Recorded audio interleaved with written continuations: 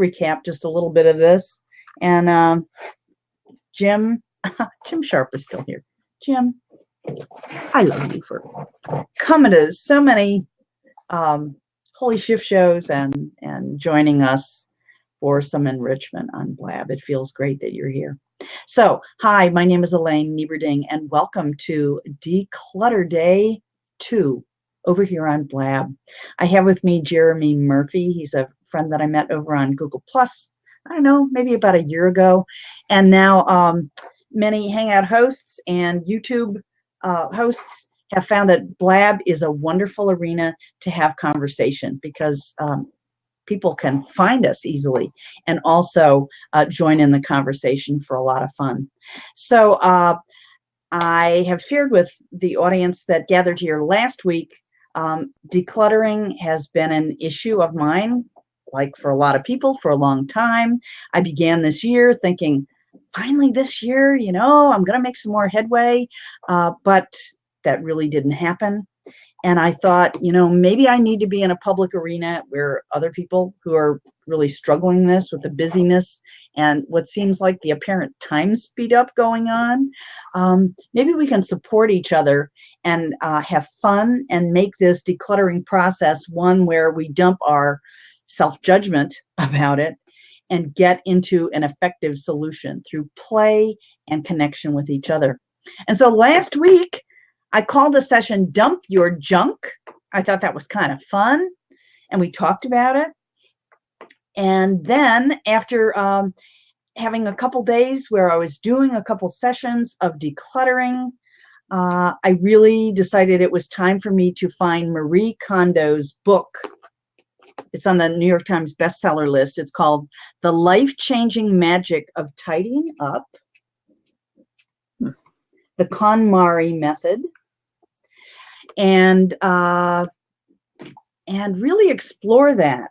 Marie Kondo is from Japan, and apparently from a youth, she found her passion and curiosity was all about, you know, making things tidy. And she spent a long time exploring different tidying and decluttering methods.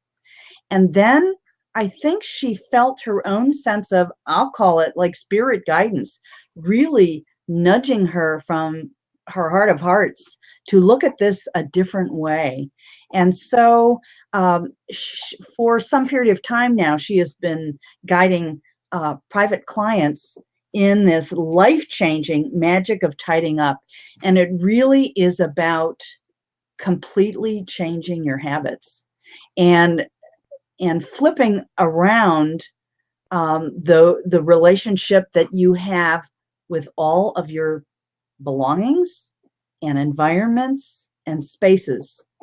She also encourages us to, as we're discarding things, thinning things out, that we really look at it as, I'm letting go of what I don't need, and I'm really finding the things that I want to keep because they spark joy. They spark joy. And for some of you who know me, I'm a teacher of laughter yoga. I'm a wellness educator. And, you know, sometimes people call me kind of a joy bug. But it's so interesting how in the last year, and especially in the last week, the word spark just keeps on coming up. So perhaps this will be a space where we can reignite each other's spark of joy in our hearts and help each other to uncover that by going through this process of decluttering. Okay. So that's kind of what we're talking about. Jeremy, say something. I'll catch my breath. I'll look in the comment stream and yeah, I put the copy of the title of the book in the margin in case people want to look it up. That's partly so I can remember to add it to my Goodreads list. I don't know if any of you have Goodreads accounts, but it allows you to keep a manual count of which books you're reading, which books you want to read, and what page you're on, and book reviews and such. So I think I've heard of this book before, but I've never read it. Yeah, before the go ahead.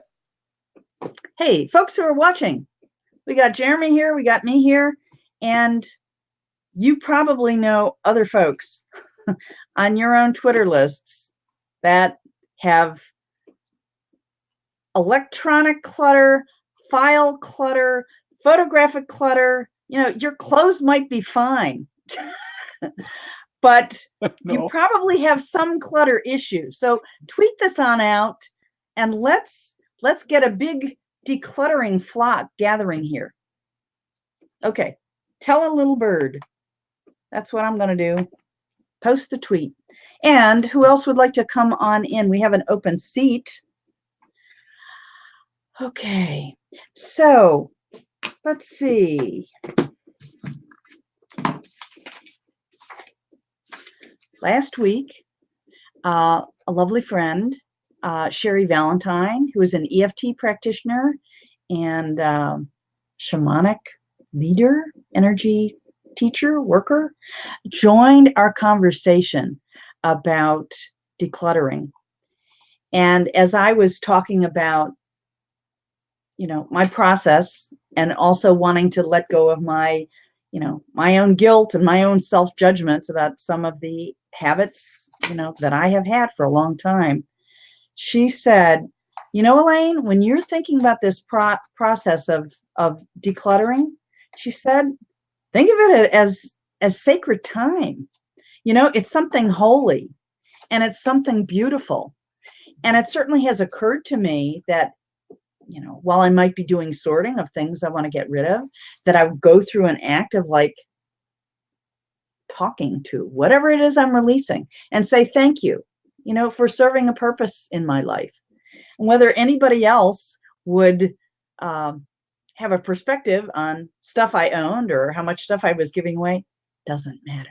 It's about my relationship, my sense of communion with whatever is in my world. So that was really helpful for me. And Jeremy, you know, I'm just curious whether when she was saying that, how you responded to that. Yeah, I think Cherie had a great point about that, and you know, she has a powerful way of connecting with people, and it's not something that I fully understand, but I think she's right about that, and I think you're right, Elaine. We have these things that serve us for limited periods of time, but we have to realize that not everything will serve us forever. And so, you know, having 300 magazines is great if you're going to read them all, but if it's not, you've got to let go of 290 of them. You know, we used to get the newspaper. We used to get three different newspapers. It took my wife years to convince me that we can let go of this, you know, the paper version of the newspaper. You can read all this electronically. And the reason, you know, when I finally realized that, we just had a lot less clutter in our house. But I think we do have to find the way to, you know, release the things that we no longer need, and realize that most things are in our life for a fixed period of time, especially if they're material items that, you know, are going to wear out and need to be thrown out or donated. So what I'm putting up in the comment stream right now is a video by a guy that calls his YouTube channel Project Life Coach. He has a video. Let me put it in here now, that summarizes the method and also shows him going through some of his responses to the method. Marie Kondo, you know, indeed says, when you start this process, as she has done with clients, she said, if you really want to change your relationship with stuff, she's got a method that has really worked with virtually all of her clients. It takes about 6 months. So you're doing stuff in chunks and you're fitting it into the rest of your life. But for example, a lot of us, when we go to declutter, you know, we'll work in one room. Okay, so let me tidy up and declutter, get rid of, you know, stuff in one room. And she suggests, or the method says, the much more effective way is actually to go by category. Mm-hmm. And the first category she actually suggests is clothes. So, maybe you give yourself like a whole afternoon or a day. I mean, it depends how big your house is and, you know, how much stuff but you bring it into one room, and you see actually how much you have. And she says, this is to shock you into reality, like how much clothing you actually have. And then she says, you know, if you want to subsort it into groups, I mean, you can, but she says when you go through, get out of the intellectual thinking process about what to save. Now, realistically, that's going to come up for people. You know, you're going to think of all the utility of clothes you have. But knowing that's likely to come up as you go through every area of types of clothes, she says, hold it. Don't even look at it too closely. Hold it. It's like you're having communion with the piece of clothing. And she says, feel for a zing. Like a zing, like a sensation, an energetic sensation that's going to be communion back to you saying, this sparks joy. She wants you to select the things you're going to save by the ones that give you a spark and where you say, oh, I love this, because it's about creating an environment and a life where everything around you is what you truly love. And what doesn't spark joy, you easily let go of it. Now, apparently, she has people put stuff into black bags. And that is also so, you know what?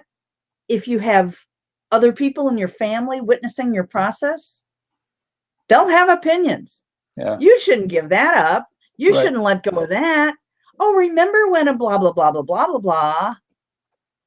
Now, for me, I know I will have some things that won't be in a condition to give away. You know, and I certainly am not going to be like some people, just take the black bags and put them all in the trash. No, because there's going to be plenty of things that are in good enough condition where they will be donated. And then I'll know, you know, they are being gifted forward into the community. And for some people who get clear that it's purposeful for them to actually sell things by having a yard sale, you know, I haven't gotten far enough in the book to know whether she suggests that. But before I kind of got going on my decluttering thing recently, when I was in meditation once, I very clearly felt the guidance that says, Elaine, don't focus on selling it. Just give it away. Well, I'm okay with that about a lot of things. One area I'm finding I'm really resistant. Like, I love costume jewelry. I have a lot of costume jewelry that I sorted out months ago. I have not been able to give that away. But all the other stuff, I don't know. Let's see what happens when it gets to my books, because, oh my God, I got a lot of books. So let's see if anybody else here has, so you wrote, if in doubt, throw it out, quoting my wife. What's your wife's first name? Mimi. Mimi. Yep. That is a good one. So you've also asked here, how can we let go of the motivation for preservation? You know what? For me, preservation kind of says like protection and attachment. And I think if we involve our heart, our spirit guidance, or if you want to call it highest wisdom, because you don't really think of things too spiritually that way, but high wisdom that is within you, then it's like really go deep to consult that wisdom, because your wisdom, your inner wisdom is going to know. And your inner wisdom, as opposed to your ego frame of reference, is going to drive you towards simplicity. Yep. So on one of my tweets last week, let's see if I can find it. And also on Google Plus, I put up this thing. I put up two quotes, one from Albert Einstein out of clutter, simplicity. And then the other quote that I put on the same graphic was, insanity is when you keep doing the same thing over and over again and expect different results. Yeah. Doesn't work, does it? So, yeah. I mean, who knows? I might get bold enough to take my camera out and show some of these areas, or maybe at least for myself, I'll take out my, my little iPhone and snap some pictures for before and after. But also in this book, Marie Kondo, and by the way, she's from Japan, and her method has her name in it. So it's called the KonMari. So Kon is from Kondo, and Mari is from Marie. So the KonMari method. She does invite you to start out with going into it like a feeling, or imagining what you want to feel like when you're in a space that's like free flowing and clear, and where where everything is. Everything has a place. Everything has a place. And you have far fewer things than before. And I know some of my own resistances to even doing that. I will notice, because I feel like I failed at this decluttering so many times, it's even hard for me to get into that place of imagining creating the perfect space. But I guess when I was reading this the other day, I was prompted to recall, like when I go on a vacation, I have one suitcase. Depends. If I'm going to the ocean, I got a whole lot more stuff. Only one? I was going to say, you got to teach me how to do that. No. Pack rat. But let's say I have one very big suitcase, but okay. I have, one suitcase and another satchel, and then my computer, because, I take it along. You have to have that. But when I get to a hotel, and let's say I'm staying there just with my husband, I go into the room, and I really love the expansive, clear roominess of the feel. I mean, they're not junky rooms. Yeah. And at 2 or 3 times within the last year, I've actually been able to go to the ocean, and I've had like an oceanfront room, and that is expansive. You look out one direction and it's calming, and then here you have a dresser, a couple drawers. Well, these are for me and those are for my husband. And I take all my stuff out of my suitcase and I put it in, and then I put my suitcase in the closet. And I notice when I do that, when I'm at the hotel, I like neaten up every day as I go along. Before we go out for this or that, it's like I tidy up. So I actually do have a frame of reference of experience that I can pull in, and I know, oh, that feels good. Gee, when I'm on vacation, I actually kind of do this pretty well. So imagine, I could translate that back into my own house. And earlier this year in January, when a lot was going on with my parents' health, mom is 96, dad is 97. They're still living in an independent living apartment with family. I was just over there a lot. But once again, I took one suitcase. I just had a little space to work from. I did fine. And it did occur to me, God, I could carry on my life. I could plan my hangouts, and I had a couple folders and I had my laptop. I had a couple changes of clothes. I washed the clothes often and over, and I was just fine. So those are good frames of reference. We've had a couple other people join in the last few minutes. We have Richard Zobi. Hello, Richard. So we're talking about decluttering. And for those watching either live or replay, just think about it. What things have piled up around your house where you have far more than you need? And maybe it even causes traffic problems, getting around different rooms, or it can. Finding things through closets, or maybe you're working on a project and you just can't find where something is that you think you have and you'd like to use. What do you think? So we would love some some conversation that way. We have an open seat. If anybody who's watching would like to come on in, you are welcome. And provided rather quickly we can substantiate that your video and audio is working okay, you can stay. If it doesn't, we're going to ask you to X yourself on out so that we can keep the conversation going. So, okay, so Job Zobi has said I guess he's watching, and that's good. Mm-hmm. So, he wants to join us. Good. Oh, he does. Yeah, he's from Ghana, I believe. Yes. Yeah.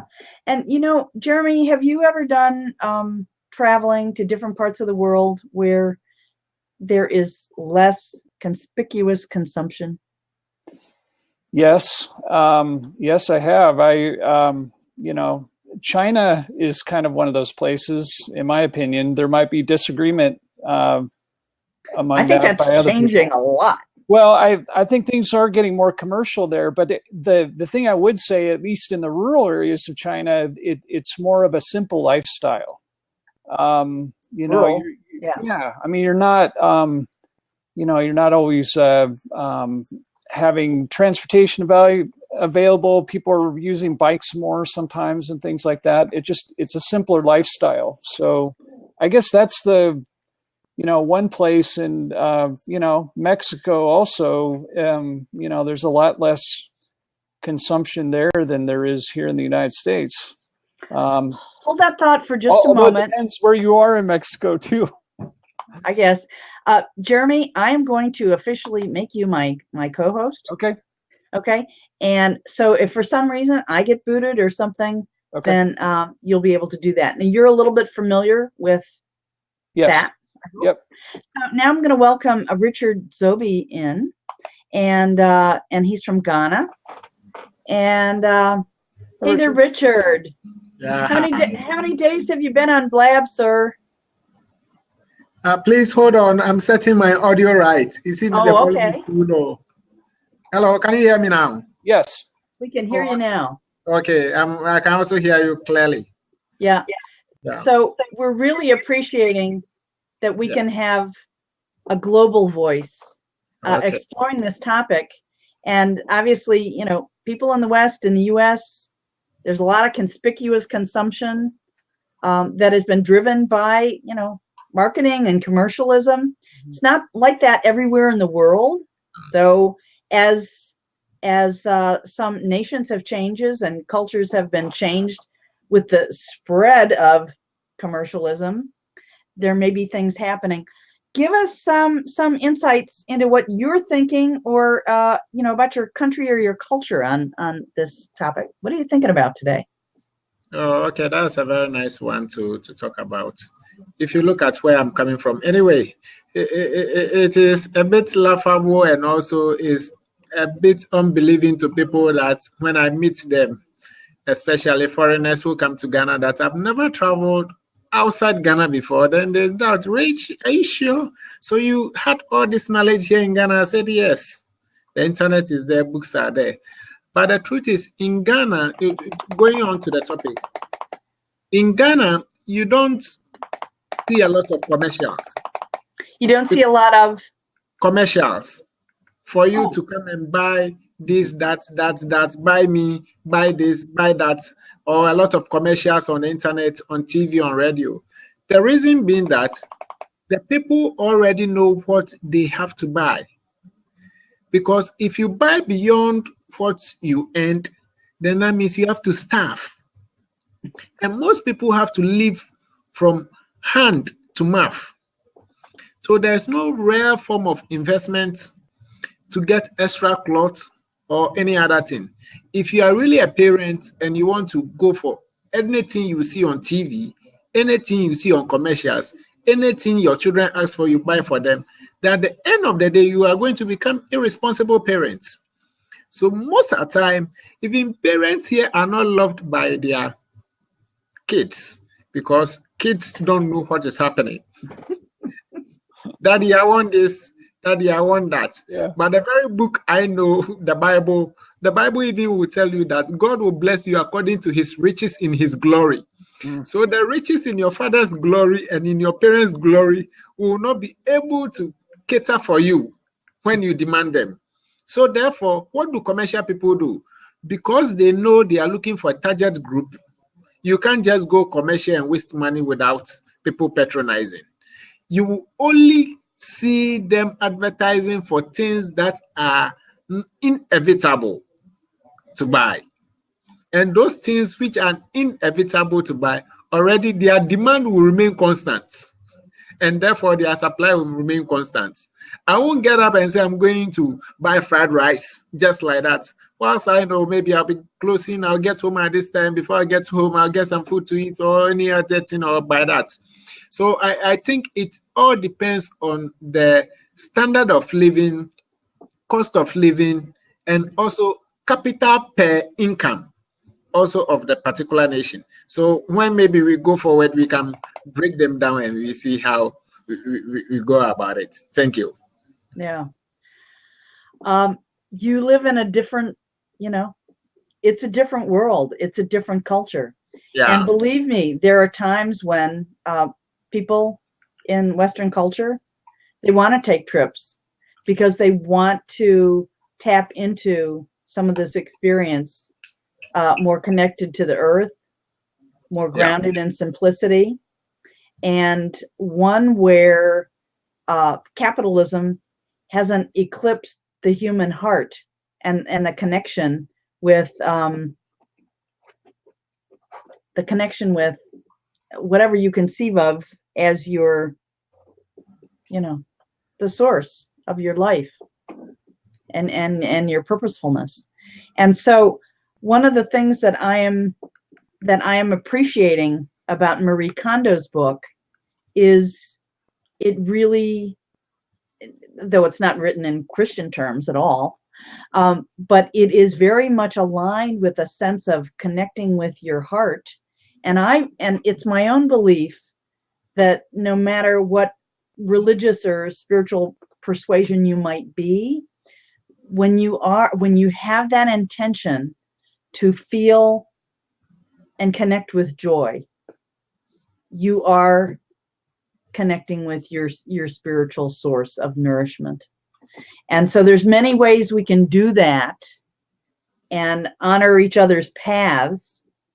But, I love what you've had to say about your own nourishment and guidance, from the Bible and your own faith practice, and how that keeps you grounded in experiencing your relationships with your world, with your family, with your offspring.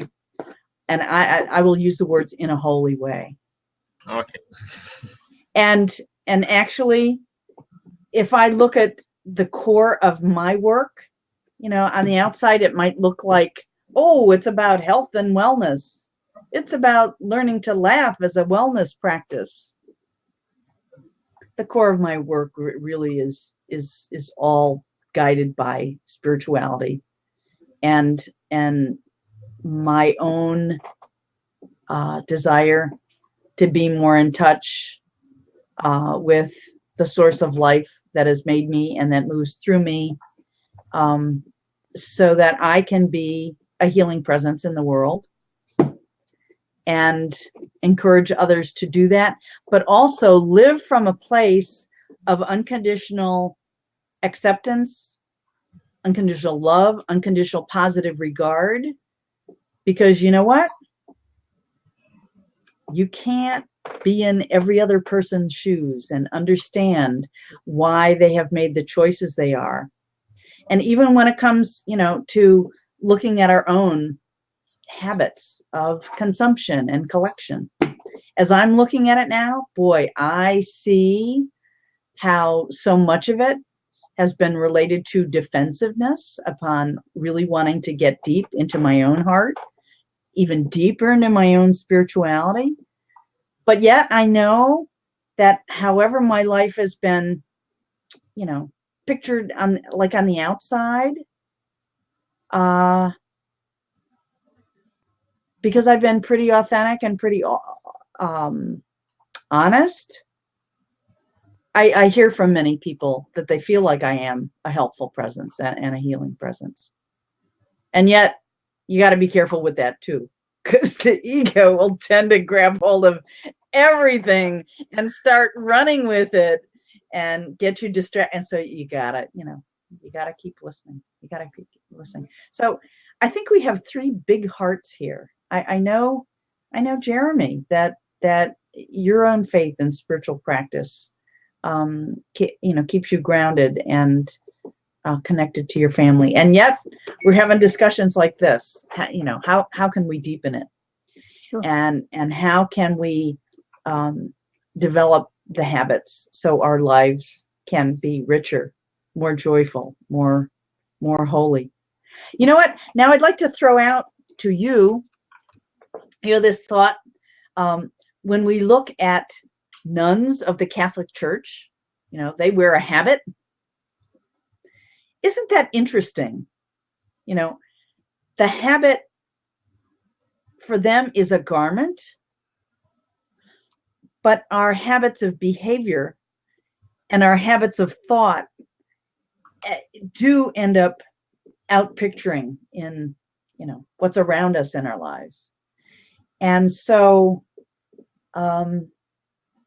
when Marie Kondo starts out and suggests that people start out their discard process with their clothing, that we might then ask ourselves, as we're picking up every piece of clothing, which one will spark joy? Which one will help me feel holy or enlivened and move back to this place of simplicity? So it's interesting. I know I want to develop new habits, and with the help and support of others and community conversation, we'll see how that goes. What do you think, Richard? Oh, that's great. I was following you along, and I deduced some few things you've said about clothing, and you just our lifestyle in terms of the way we buy, and you zeroed it down to clothing, and you made the Catholic nuns as an example of it. And I want to stress on that more. If you look at the richest organization in the world, is the Catholic Church. Both commercial and also religious ground is the Catholic Church. That is why they are financially independent, that in a way that the Vatican City is independent from the entire, let me say, Italy or the Roman Empire.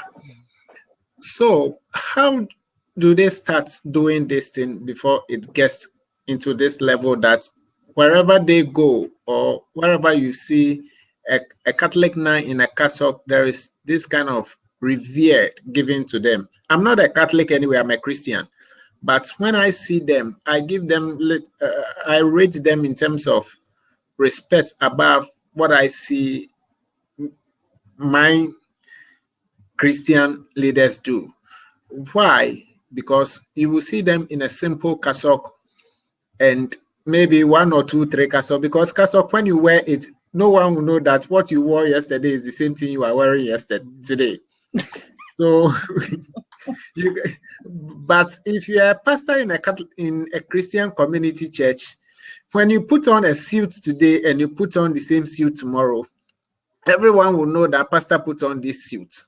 And because we love preaching on prosperity too, definitely you must leave the out picture of that by changing suits.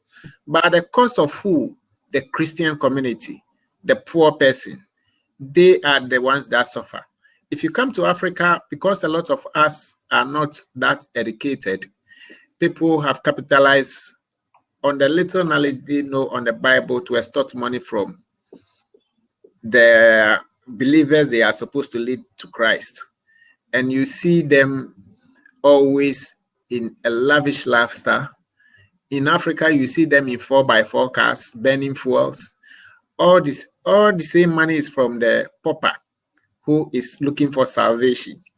So at the end of the day, because there is a little knowledge to that pauper, because always Holy Ghost, Holy Spirit, prosperity, and other things, that person ends up leaving the church because he has tested it and he has moved from being poor to a pauper. So they leave. But if you see his colleagues probably have the same conversion to follow Jesus Christ the same day, who veered to Catholic, you will see that the Catholic guy is doing well and the Christian guy is not doing well. It's not because of spirit, but I believe it's because of knowledge and a lifestyle. Because the Catholic priest, nun, wear common cassock, gets into a simple car, Fiat car, which is probably 1.6, 1.5 liters car that uses gas. So at the end of the day, they are even being able to outstretch the coffers of the church, which is the organization, to help those in need, to go into community and put on water projects and other things. So I believe our lifestyle as Christians, or whosoever, how you may call yourself or how you may prove your piety to be, is also very important to be able to extend a little resource you have around people you know are not doing well, around people you know are really on the journey of gnashing of teeth, around people you know that they hardly been able to afford 3 square meals of the day, because we see them day in, day out, but sometimes we say, oh, such a lazy man, go and find some work to do. Actually, if you can save a little and open a little enterprise, you could employ them, gain a little maybe income.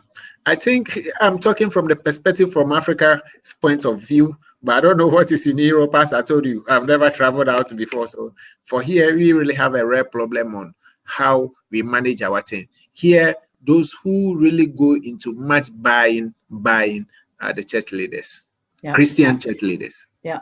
I want to welcome in our newest visitor. It's Robin.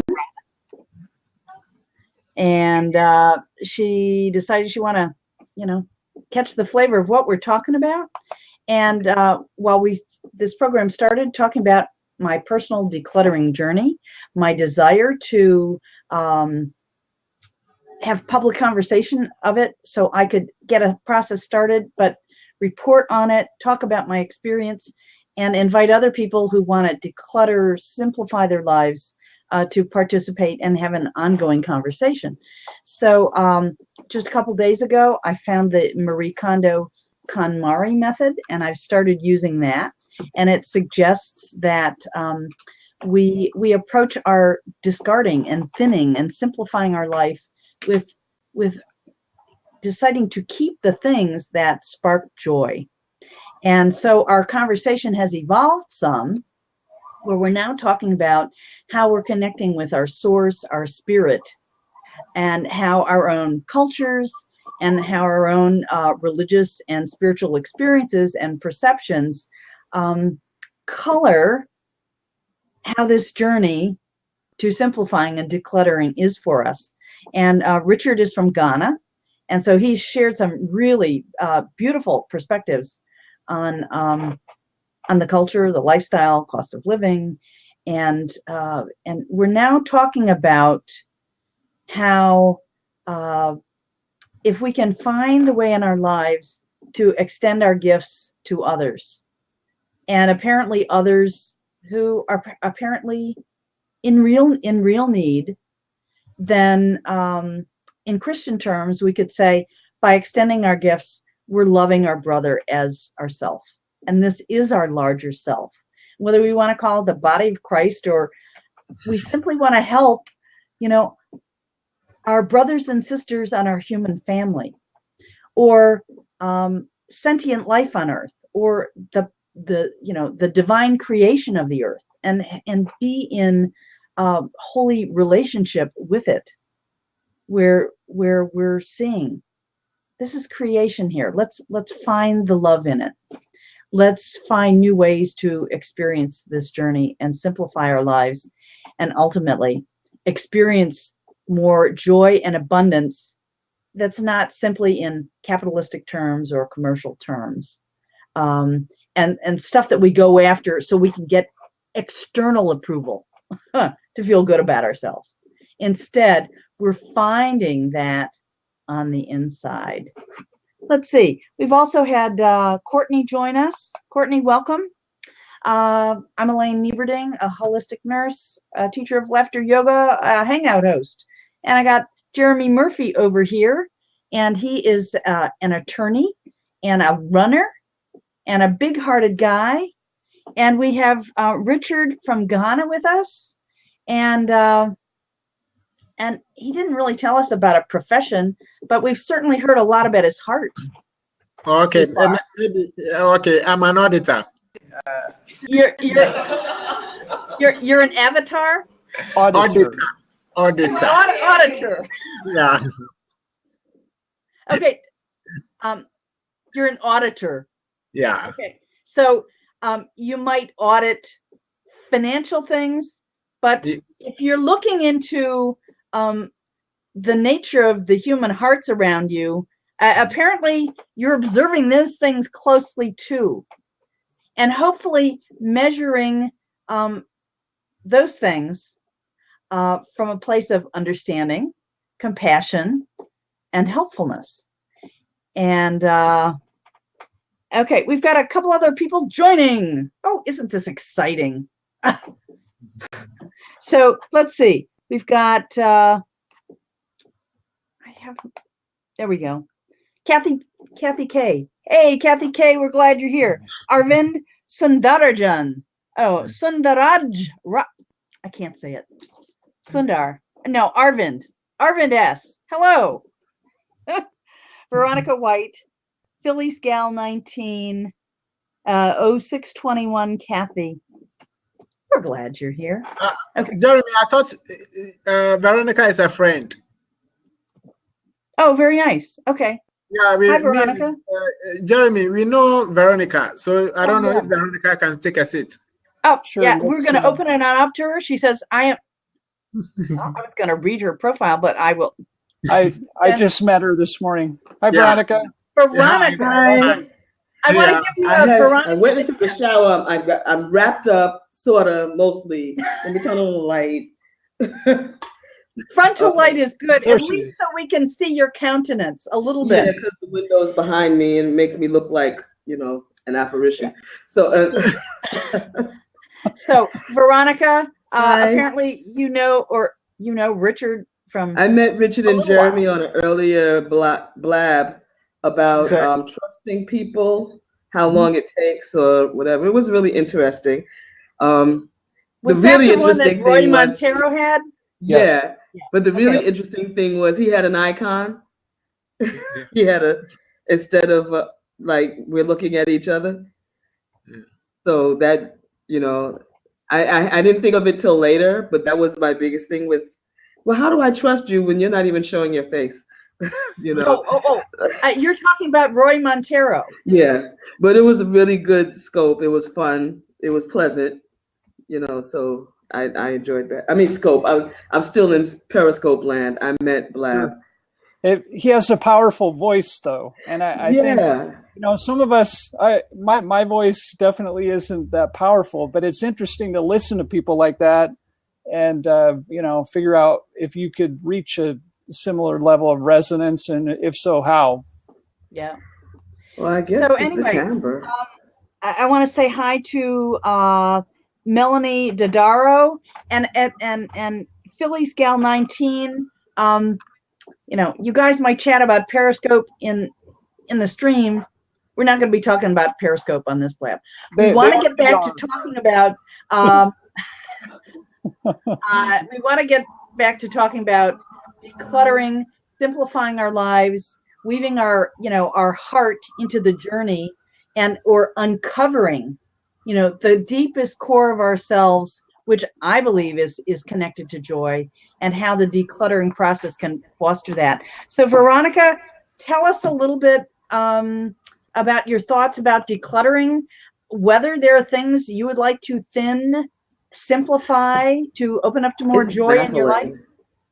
It's baffling because I've gone through so many phases in my life. I went through my doll making phase and my waterfall making phase, and my knitting and my weaving phase, and through the whole thing there was the music phase.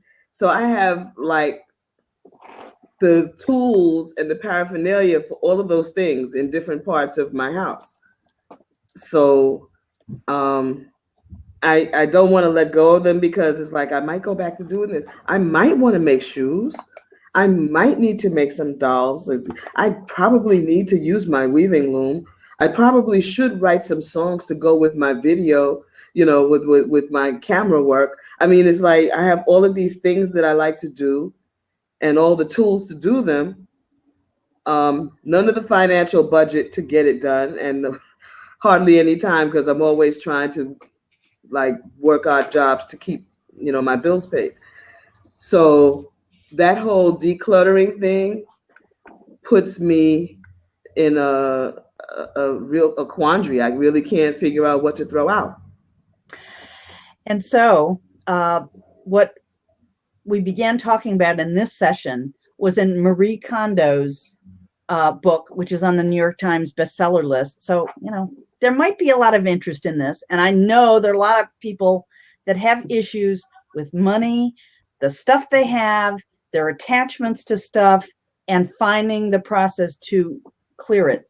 When I started reading this book just a couple nights ago, and I'm sensitive to qualities of energy, and when I feel like I'll call it being filled with spirit, man, it kept happening as I was reading this. In fact, I pick up the book now and I'm going like, whoosh. So that's just me. Not all people have experiences like that. But she suggests most people, when they're going through decluttering and simplifying, when they start the process, they start typically with like a room, like a location.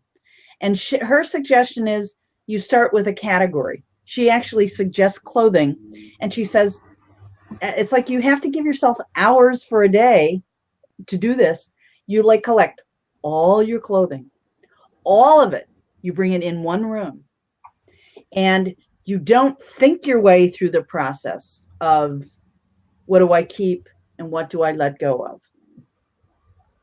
Yeah, you're going to have a sense of functionally what you need, but she invites people to really get into a trusting mode of picking up every item and feeling for, do I get a zing when I pick it up?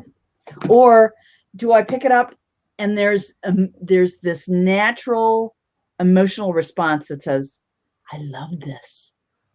I love this. And her aim is that you create an environment where everything around you, you only have the things around you that you love. Yes, Jeremy.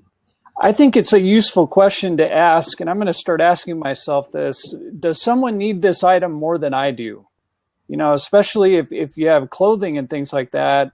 When I look at it in those terms, I mean, I could part with, you know, maybe double or triple what I would otherwise part with. So I think that's a useful question, and that's why it's so valuable to I think, to have Richard's insight here in particular, because he's highlighting the needs of people in Africa, and but those needs of people they could be close to us geographically, they could be far away. So if someone needs something that we have, and they need it more than we do, I guess we have to try to figure out a way to get that to them. And I want to say before I forget, Elaine, you brought up the Catholic nuns. I'm a Catholic. My aunt has been a Franciscan nun for more than 60 years now.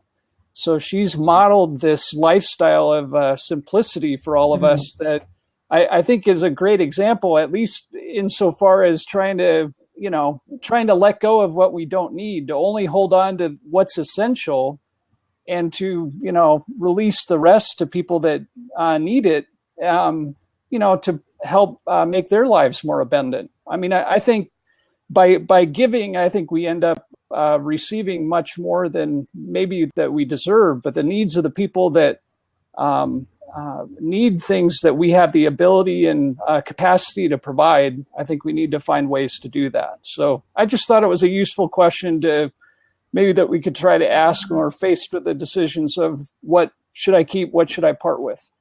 Well, when some people are responding to, I'll call it, the example of Pope Francis, who says, I don't want a big car. I want a tiny little car. Yeah. And he said, and I don't want the fancy vestments. Yeah. I really don't want them. And in fact, I don't want the usual papal lodging. I really want to sleep in a tiny little space, just like the others. And I want to dine in community where I go through a line like everybody else. I want to do that, because then I'm not up here or you're down there. You're my brother, you're my sister, you're my family. And actually and I'm not going to get deep into my own spirituality here, but in the way that I connect with Jesus, he is my brother, and he's not holding himself up here and me down here. Yeah. He's saying, like, join me in this place where there is one heart, and anyway, so I do gain inspiration from that source. Yes, Veronica. That subject that you just mentioned, the last thing you said, I had that conversation with my mother when I was about 13. That if we're all children of God, then Jesus is our brother, not our God. And the way to be like Jesus is to do what Jesus did. Mm-hmm. She was not happy. We only had that conversation that day. That was it. I don't remember what she said. Whatever it was, that was the end of that. But that is what I believe. And at this point, he's one of our most powerful ancestors. Yeah. As people must teach us ways. We're losing your audio. Is everybody else? Your audio.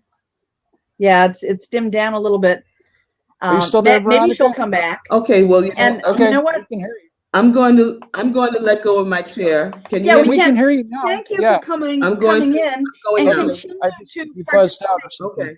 With us in the comment stream. Okay. Okay. So, I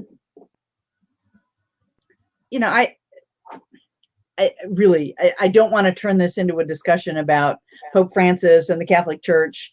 My own thing is I am drawing inspiration from his presence in the world. Okay. No matter what institution there is, spiritual institution, there are still humans in there with egos involved that are at their own leading edge, and our way of looking at forgiveness has to be far bigger than we even can conceive a lot of the time. True. Anyway, let's get back to talking about decluttering. So, Richard, yeah, you are you know, are there things that you then, do you have a pretty good set of habits, or are there things that you're also doing to, you know, keep yourself in a state of peace, balance, and joy? Or are there even, you know, physical things, or computer files or electronics that you recognize you got to get a handle on so they don't get out of control? Okay. As I mentioned earlier, in Africa here, when you stepped out or within your vicinity, your area, there are a lot of people that have a need, and this needs, you are also struggling with your let me say moderate income, so that you don't overspend before the month comes for you to earn your salary. But at the end of the day, when you go to your room, you can quickly tell yourself that I can still I can still survive with 1, 2, 3 shirts. With Well, 1 or 2 or 3, say that word again. 1 or 2 or 3 shirts, clothing. Oh, Okay. So you 3 can survive changes with, of clothing. yeah, you You can only survive had with 3. that. Yeah, You could no, survive. I'm not, I'm saying maybe you can just have 3 to survive, because when the Okay. month ends, you will be able to get some income to at least buy 2, 4 in addition. But someone needs that. Someone needs that. That when they get it, it is like a transformation in their life. You will see a graduate here in Ghana who probably has been called for an interview but doesn't have a common long sleeve like this just to put on tie with it. So if you're able to give one to such a person to attend an interview, oh my God, you've just opened a gateway of blessing for that person. And the day you also do that, just give everything out, and you wake up from your bed and you see only 3 clothing, it gives you even joy. You value those 3 as if they've expanded your wardrobe, because you knew you've done something that has touched a fellow man's life. That is why when you give someone pain, you do something and you give someone pain, and you sleep, and the following day you get up, no matter who you are, whether you are a wicked person or not, you get up and you realize that what you did was wrong. The same way you pour your own entire heart out, and there is even a little drop of blood in you just to keep you in survival, the following day you wake up as if you are Mike Tyson. So I believe in, when we give divinely, it nourishes us. You're choking me up, Richard. Oh, okay. Hello. It's a good thing. Oh, okay. Hey, I'm being very real, very authentic in these conversations. I don't know who's going to show up. I don't know what they're going to say. I don't know how my heart is going to be touched, but everything that you said, just about, the clothes for people that want to go for interviews.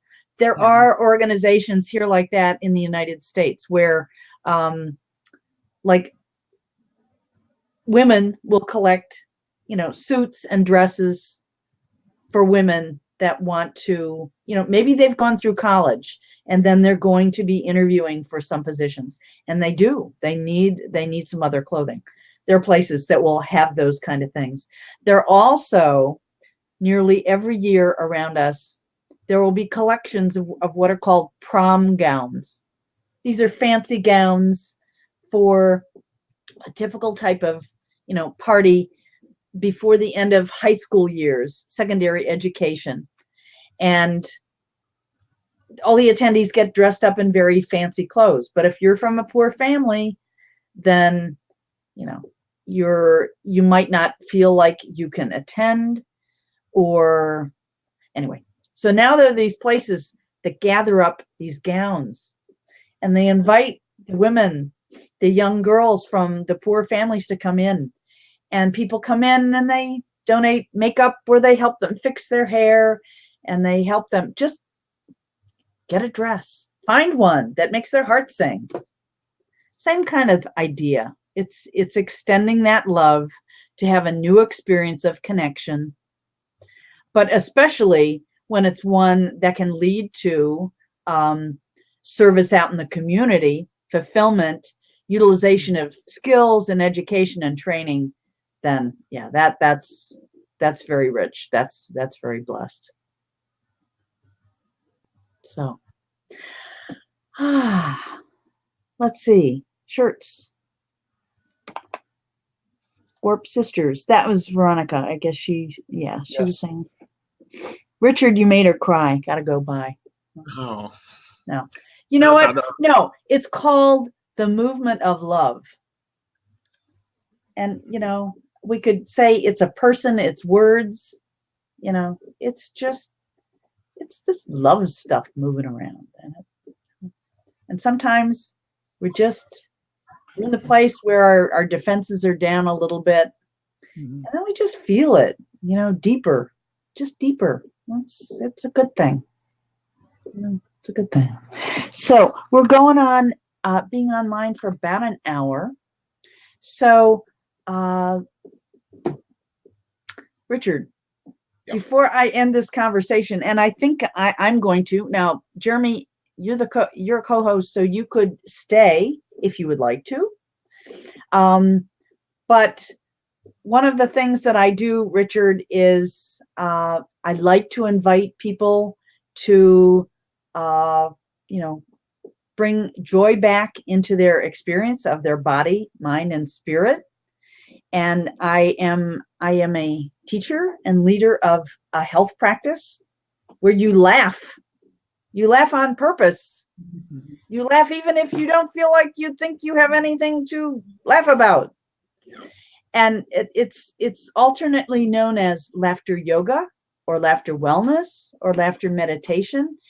When babies are about 2 months old, they start laughing kind of on their own from the joy of being alive, not because they're getting a joke. Yeah. And then in some cultures, well, a lot of Western cultures, that joyfulness, that loving spirit way of discovering the world and experiencing connection, it gets conditioned out of us by our culture, by our economic systems, by our educational systems. And I do see a shifting thing happening on the planet now where more people are realizing that. We have cultural conditioning, which we kind of understand, but now we want to say, I want to tap into a deeper truth here that feels much more linked with caring and compassion and service and connection and feeling joy. And even in the midst of what looks like a lot of drama going on, either environmentally or financially, that we can find ourselves back to a way of peace amidst the chaos. However, we've learned to access that and tap into it. Anyway, boy, I started talking about laughing because I kind of wanted to see if you would like to kind of close out this conversation with me where we just all take a deep breath in and then smile, and on the exhale, just kind of give ourselves permission to warm up our giggle, and just smile and share that tapping into joy, that our commitment is to live from this place of love and service and joy. And anyway, so join me if you care to. Jeremy, you've done this with me before, and whether you do it softly or heartily, it's up to you, anybody watching live or replay, but deep breath in. Ha ha ha ha ha ha ha.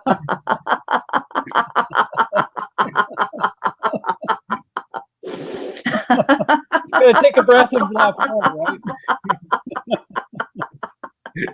And I will tend to keep laughing until I've pushed like all of it, like the stale air out. Because usually when we're just normally breathing, our breathing is shallow. And then there's like stale air in the bottom of our lungs that it's like it doesn't get out often enough. So when we do hearty laughing or hearty crying, we have that full gas exchange. We would say that kind of in nursing or medical terminology, and we feel refreshed because of it. So as often as we can, if we remember to deep breathe, smile, laugh. If we don't feel like we can laugh out loud where we are to shift, de-stress, connect with our heart, then we can do it this way as well.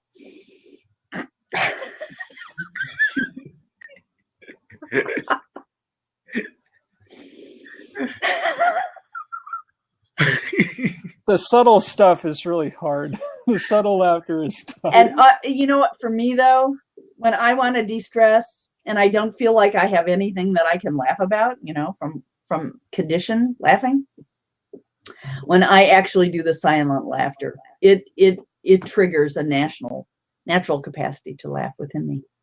And so let me just go around here and let's see. Oh, Fred came in. Fred. Hi there, Fred. I know you over from Google Plus. You are a leadership person. I know. So yes. I would like, I'm willing to stay on, particularly if we were going to kind of close this on down, Fred.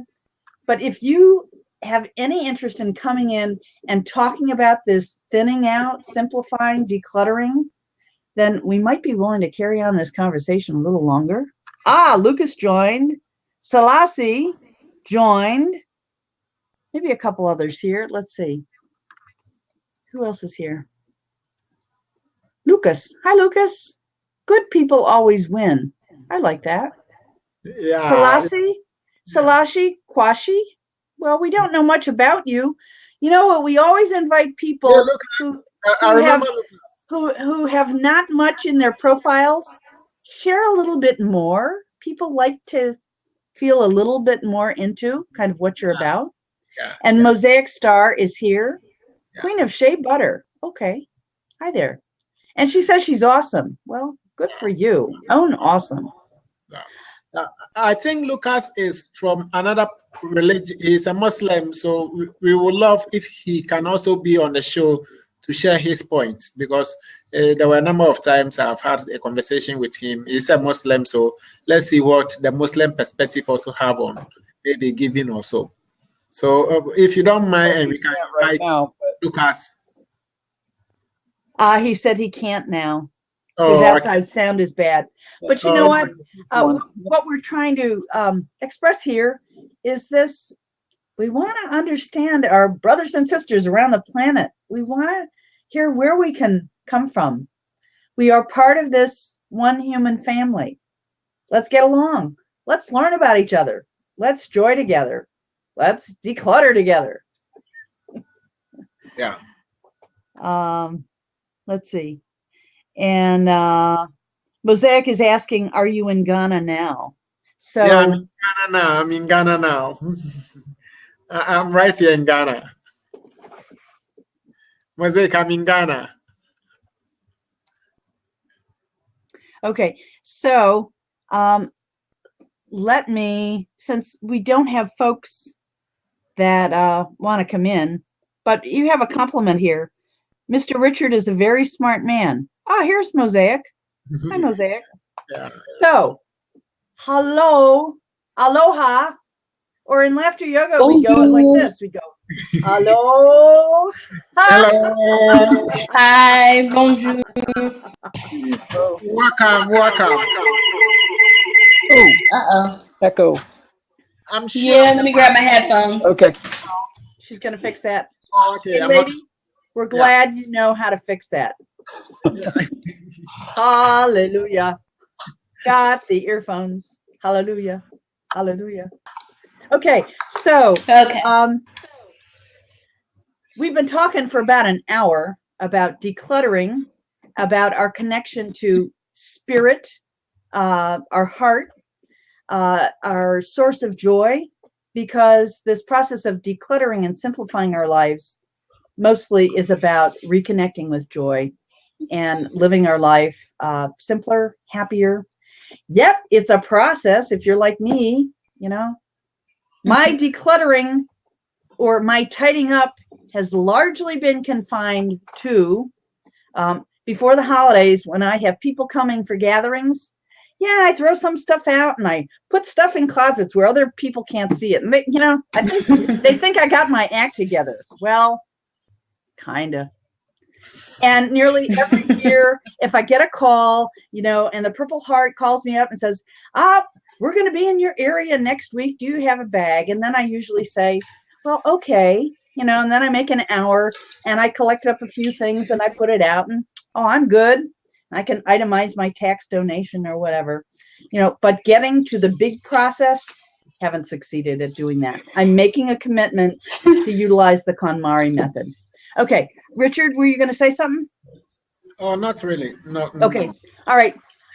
Mosaic, what would you like to know or what would you like to share with us? Thoughts or questions about decluttering and, let's say, succeeding at simplifying and opening to more joy? Okay, one of the things, my grandmother passed away in 96, and it was at that moment when she passed that I stopped having an attachment to stuff.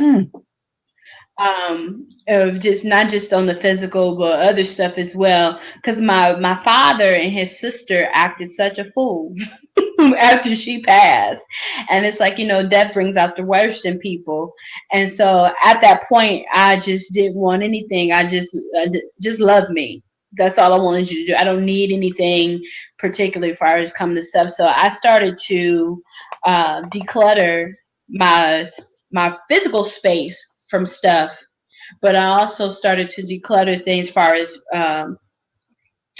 bad attachments, negative relationships, negative things, anything that's attached to a lot of different things. So now I'm decluttering myself on on physical as far as diet and cleansing and stuff like that. So, and I've come a long way. I went to Senegal in December. And when I got back, I had lost like 40 pounds. So I'm now on the downward spiral to my goal. So decluttering is not an easy thing, but it's a necessary thing. Wow. So that's excellent. And I think it's beautiful that you brought up when you're witnessing the ending of a life, where they say you can't take it with you, which is absolutely true.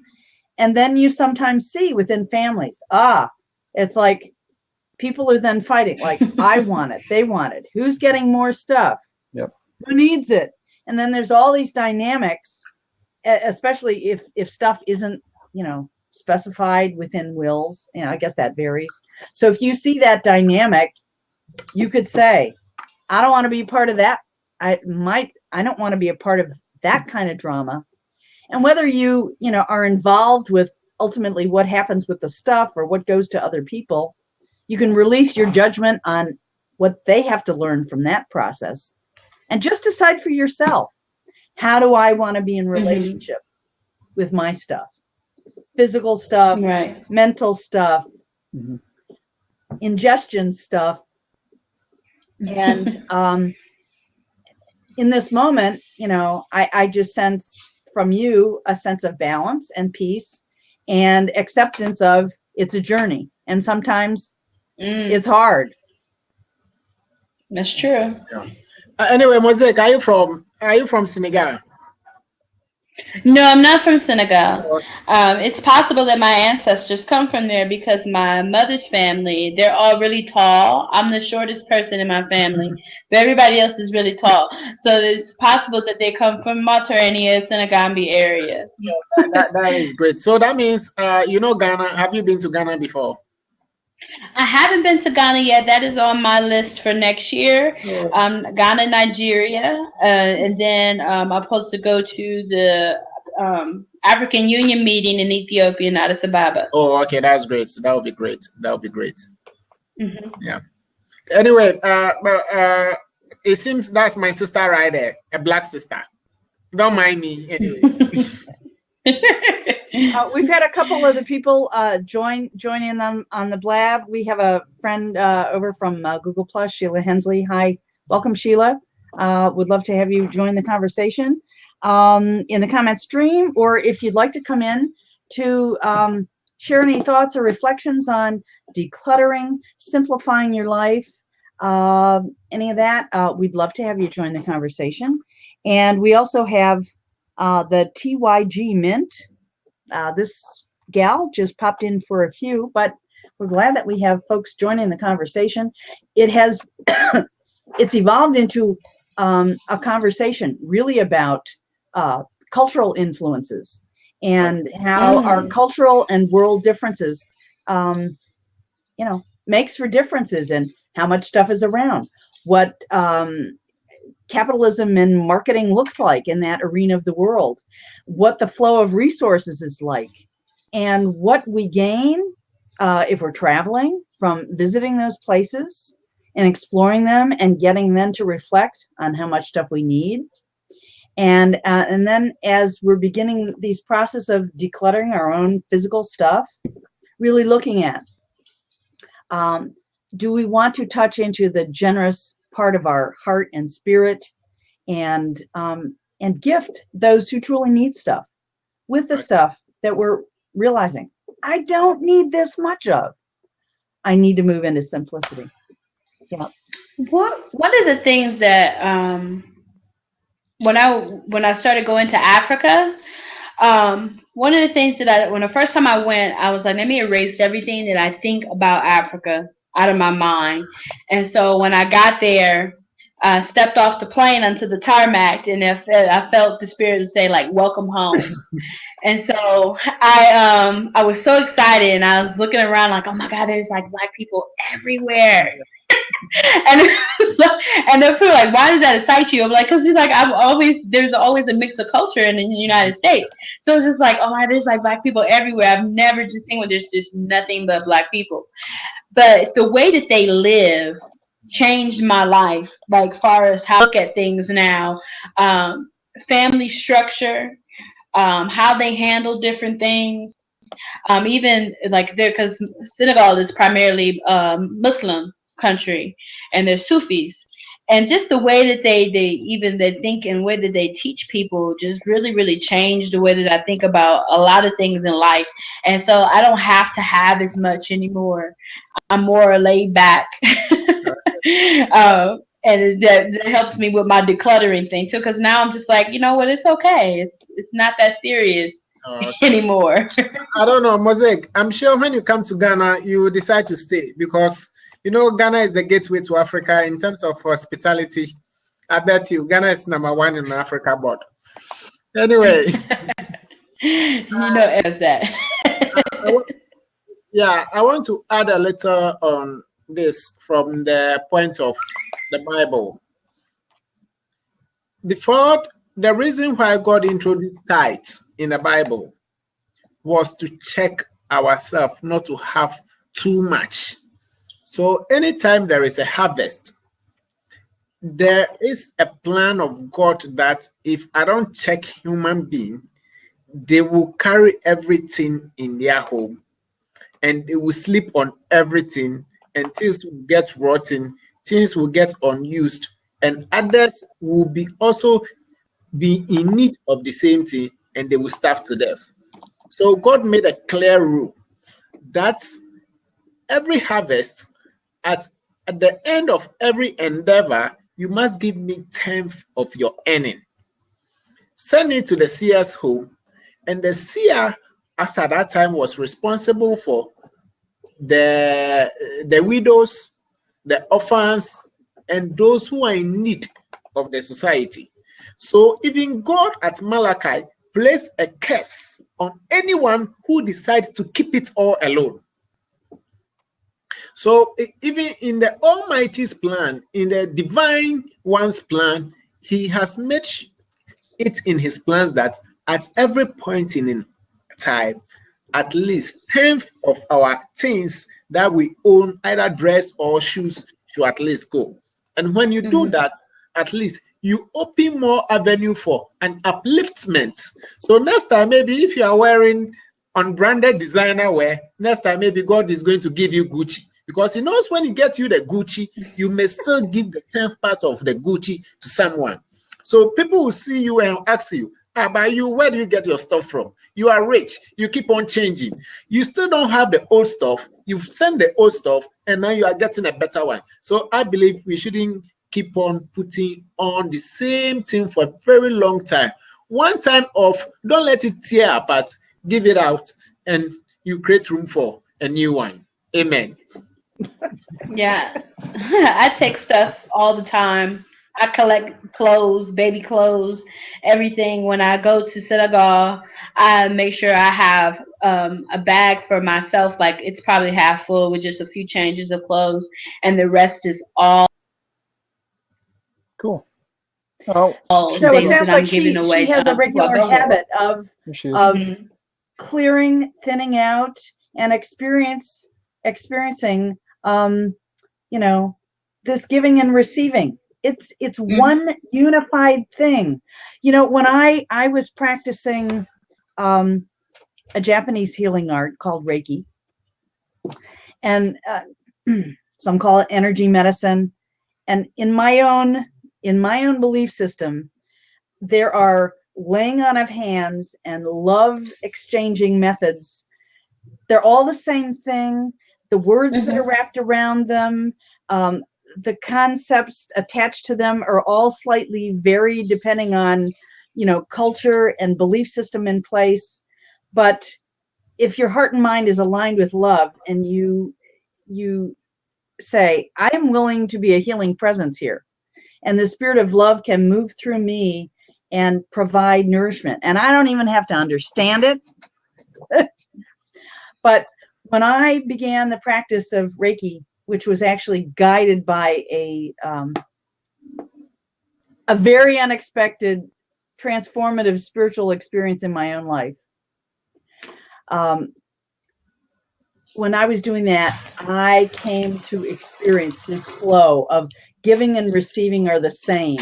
So if I open up to the healing presence of love, and I'm extending it to another, I can't extend it to another without acknowledging it's blessing me in the process. And therefore, receiving and giving are the same thing. Let's see. Talk to Me Guy is saying, I am great at decluttering my mind from show to show. However, my space is a whole another story. That's another great one. I tell you what, Richard, would you be willing to jump on out so I can let other No Richard problem. O? No problem. Okay, Okay. because and we're gonna. I can jump out myself too. Okay. All I can say is, these are going to be ongoing hangouts, blabs, conversations. They will likely be on Monday. I may be led to do other ones, but Richard, come on in. Talk to Me Guy is here, and he, like Roy, shows up as an icon. And dear Richard, we hope your audio signal is good enough so that you can converse with us. Hey, Richard. Good evening or good afternoon. Wait, I just came off from a blab where somebody was in a whole nother world. Yeah, so good day. Good day to you. Hey. Yeah, so I do a lot of interview shows where I have to I already have a broad background in environment and health. So I'm talking to people each week doing interviews, people with books, people with workshops, people with classes. And so I become very familiar with their work, so I can have a conversation with them, a dialogue about their work. And I'm very good at cleaning my mind each week, allowing my mind to clear out. However, my surroundings, like I said, it's a whole other story. And it's funny, I have that schism within myself of I really am very comfortable, and I carry the information I learned from the previous interview, but I let it go so I can fill that space again with the new material. But the stuff around me I'm one of those people that I work better seeing the things, and seeing them helps my mind be more orderly than if they're in a drawer in a row, because I lose sight of them if I don't see them. Okay. Hey, you know what? If you're at peace and contentment with the belongings you have, the order that they take, then nobody suggests you need to declutter unless you are sensing some aspect of inner disapproval. If then there is, then you can look at, some of these methods. But, and Richard, so last week and this week again, I'm saying I'm shifting from being down on myself about this, and even kind of playfully using the words, dump your junk, to the Marie Kondo method, which is the emphasis really is on just simplifying your life, decluttering, so that everything you have around you is to spark joy. And it's a process that takes a while. The guidance in this particular book suggests it might take you 6 or 9 months to clear stuff out, kind of category by category, and then evolve into new storage systems.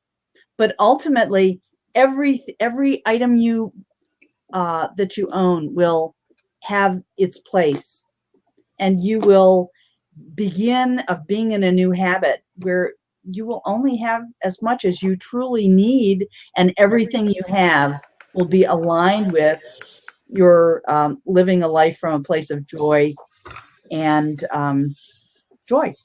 And so, I see Mosaic kind of jump back in on audio only.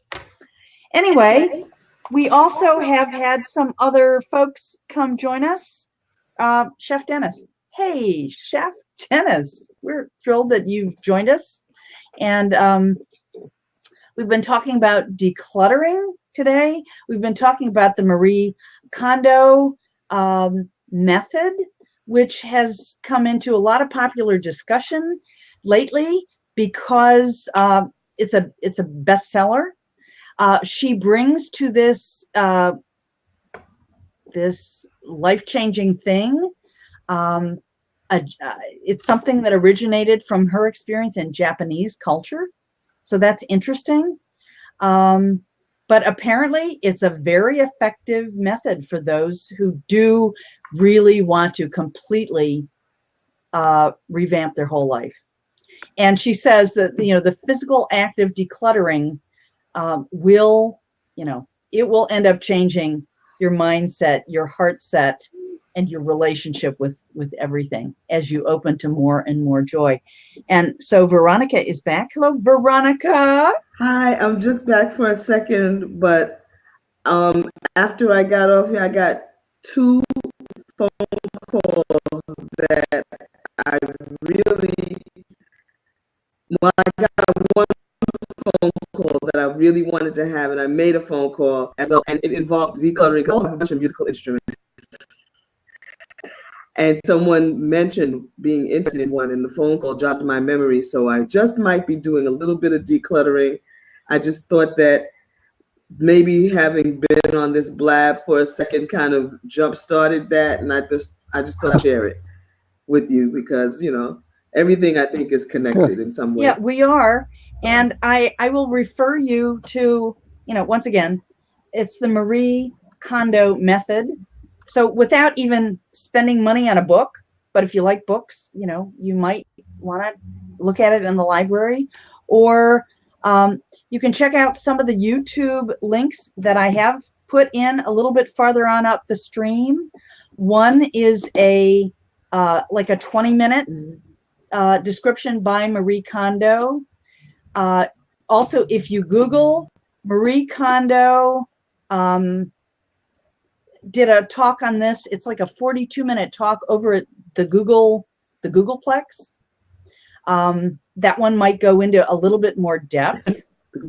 And then you will find other people who are adopting this method, making videos where they're kind of tracking their progress and talking about the mental and emotional changes that are going that they're going through as they do this.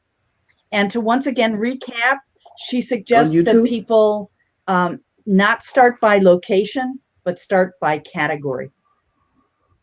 And the books, go more into that. Okay. All right. Thank you. Yeah, and join us for further conversations. I really have to get out of the house. If you are spurred to take this on up. Yeah, little by little. I hope it doesn't take me 9 months, but yeah, little by little. Thanks, Veronica. Yes, all right. Take care. I just know for me that I've kind of started this as an overall project in my mind a couple times, and I failed. I don't want to fail again, because I sense that I'm really digging into all the deeper reasons of why I've accumulated all this stuff in my life. I'm 63 years old, so I have a lot of decades of stuff that's collected, and we haven't had moves in our family. My husband and I have been in this house since 1986. If you're called to move, you typically have to thin and pare down before you move. Well, we haven't had to do that. And I said to my husband at the beginning of this year, I feel like I really am feeling called to thin out stuff as if we needed to move, and like wanted to start over. But the truth is, I could recreate this space, and so it would have the same kind of maybe even feng shui feel that I talked about earlier in the show, Jeremy, when I said, when I go on vacation and I go to a hotel and I have a suitcase or a couple suitcases, and I get in and I pack everything in the closets, and in the drawers, and every day while I'm doing stuff, I'm like neat with my stuff. So I could do that in the rest of my life, couldn't I? You could. Marie Kondo shows us the way. Talk to me, Guy. So talk to me, Guy. I've started doing something because I get a lot of authors sending me books. I try to have them only send me ebooks because otherwise it's just something else to collect. Yeah. But you end up with a lot of books. And so I've just recently started either putting those books on a shelf and looking at them, or donating them to local, to hospitals, or, materials for people to read. So I've started vending out rather than keeping, because you just end up with bookshelves of books, which is great. For me, looking at the books, the tricky part is that when I see the book, it reminds me of the interview. And if it was a fun interview, which most of them are, then I have that moment of going, oh, that was really fun. I remember talking to the Carltons. They were really great, blah, blah, blah. However, the bad side about that is that then you have a shelf full of, okay, what is that besides memories? So I've started to, I've tried to make a folder on my desktop on my computer and adding PDFs of books or images there that I can just go review. So I'm trying to get rid of books, and I've made myself a promise that I'll move, I'll do something with like 5 pieces of paper or 5 periodicals a day. Because again, I have a lot of material. And so I'm trying to just baby steps, rather than, because when I think about the big organizational, like, oh yes, we'll do it as a feng shui. And I understand the concept of the feng shui cleanliness. It's very attractive. It's just not how I, as of yet, have lived my life. But when I look at it as a redo of a whole area, it just overwhelms me. And that's it. So with this method, and given that a lot of people are trying it out, here's a support group. So maybe by listening to others, and as you listen to your own heart and connect with what you're moved to do and when, you will take the steps. Heck, if you have a practice where you're doing certain types of releasing and clearing things daily, that's a little bit more than what you used to before, that's a good start, and someday it may register with you that, from the inside, you'll feel a sense of guidance that says, you know what, try something different. And next week for 4 hours, do a bigger chunk of some category, Anyway. Well, and there is, I'll toss in that I was in a couple of years ago, I had just a I hope I can say this, a crap load of surgeries. And I was in a healthcare facility for a year. So I went from living as I do now to suddenly I was in a healthcare facility where I had a cell phone, I had somebody bring me a laptop, and that was all I had. And I was in that facility for a year while I was in the process. And it was, when I came out, it was like I wanted my stuff because it was like I had been stripped of everything. I mean, I really had, I was in a room with two other people for a year with a laptop and a cell phone. And I wasn't really allowed to use the cell phone in the facility. So it was an interesting, I go back to thinking about how simple it was to live that way in a certain way. I was restricted. And yet the other thing is like, you know, if I had more than two magazines there, I was like, oh, that's too much. And so it's this interesting schism. I try and go back and bring that back into my, you know, psyche of like, no, I lived like this. It kind of worked. So I have it in there. I know there's a ray of hope. Yeah. There's always hope. And we Jeremy, I haven't seen you without your glasses in quite a while. Well, my eyes are getting tired. So they're getting tired. Hey, and there's no dog barking. By the way, Dave Moore is here, and Chef Dennis is here. And if either of you would like to join into the conversation, you know, Chef Dennis is here.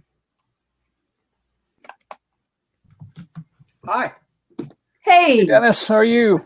And this is rather nice, you know, you joining my blab.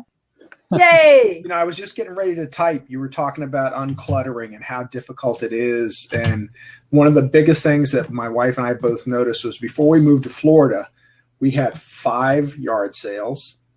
We packed up numerous amounts of stuff, and we took it to Goodwill. And we're looking at our house all decluttered, getting ready to sell, and went, why are we moving? This is gorgeous. And we decided at that point, we lived without all this stuff. We really didn't need it. We just accumulate stuff. Oh, yeah. You're so right. Yeah, George Carlin culture, and we're learned. And, you know, television says, try this new thing. Yeah. It's a new shiny object. By the way, let's tweet this on out because we got Chef Dennis here. And, you know, some people wait to hear what Chef Dennis has to say about decluttering and simplifying life. No, but I knew, you had gotten married and there had been some relocations or household changes because that happens when someone else is moving in. And maybe you have one space and then you're sharing it with another. So stuff has to shift. Oh, my God, yeah. Shift happens. Let me tell you.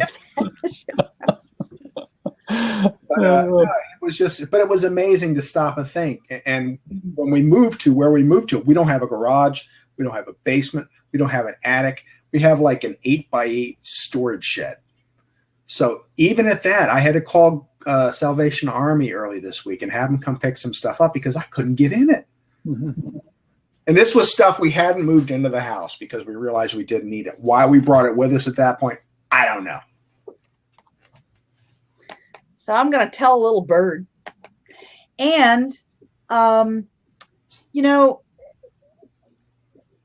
Chef, you are, you know, part of your work now is also doing mobile broadcasts and going to places where you're now promoting places to visit, places to stay, places to vacation. And as you're doing that, and if you're going away for a couple days, you know, there is something about when you're just living with a smaller number of objects and you're going into a clean, fresh space, and we were talking about this earlier. You know, when I go on vacation and I have things and I put them in my drawers, then for those days when I'm there, it's like I'm neat, I'm tidy. And remembering that is part of my fuel for, I would like to feel like my house can feel that spacious, that clean, that simple. Oh, I'm so does that help fuel you too? I guess I'm wondering that. Well, you know, I think I don't know if so much of when I go away, I don't feel that way. Although we went to Ocean City for 5 weeks and didn't take a lot of stuff with us. I mean, of course, I took my important stuff, my camera, my laptops, my phones, my mobile setup, which I didn't use once. But, you take what you think you're going to need, and usually you take more because you don't need all the stuff you think you're going to need. And even at that point, you're living in a very compact lifestyle. So, yeah, it is that way. When I for 4 days now, I'm happy to get home to all my stuff. I mean, and I buy stuff, and I'm great for this. I'll buy kitchen equipment and never use it. Or it'll But take. you could use it, right?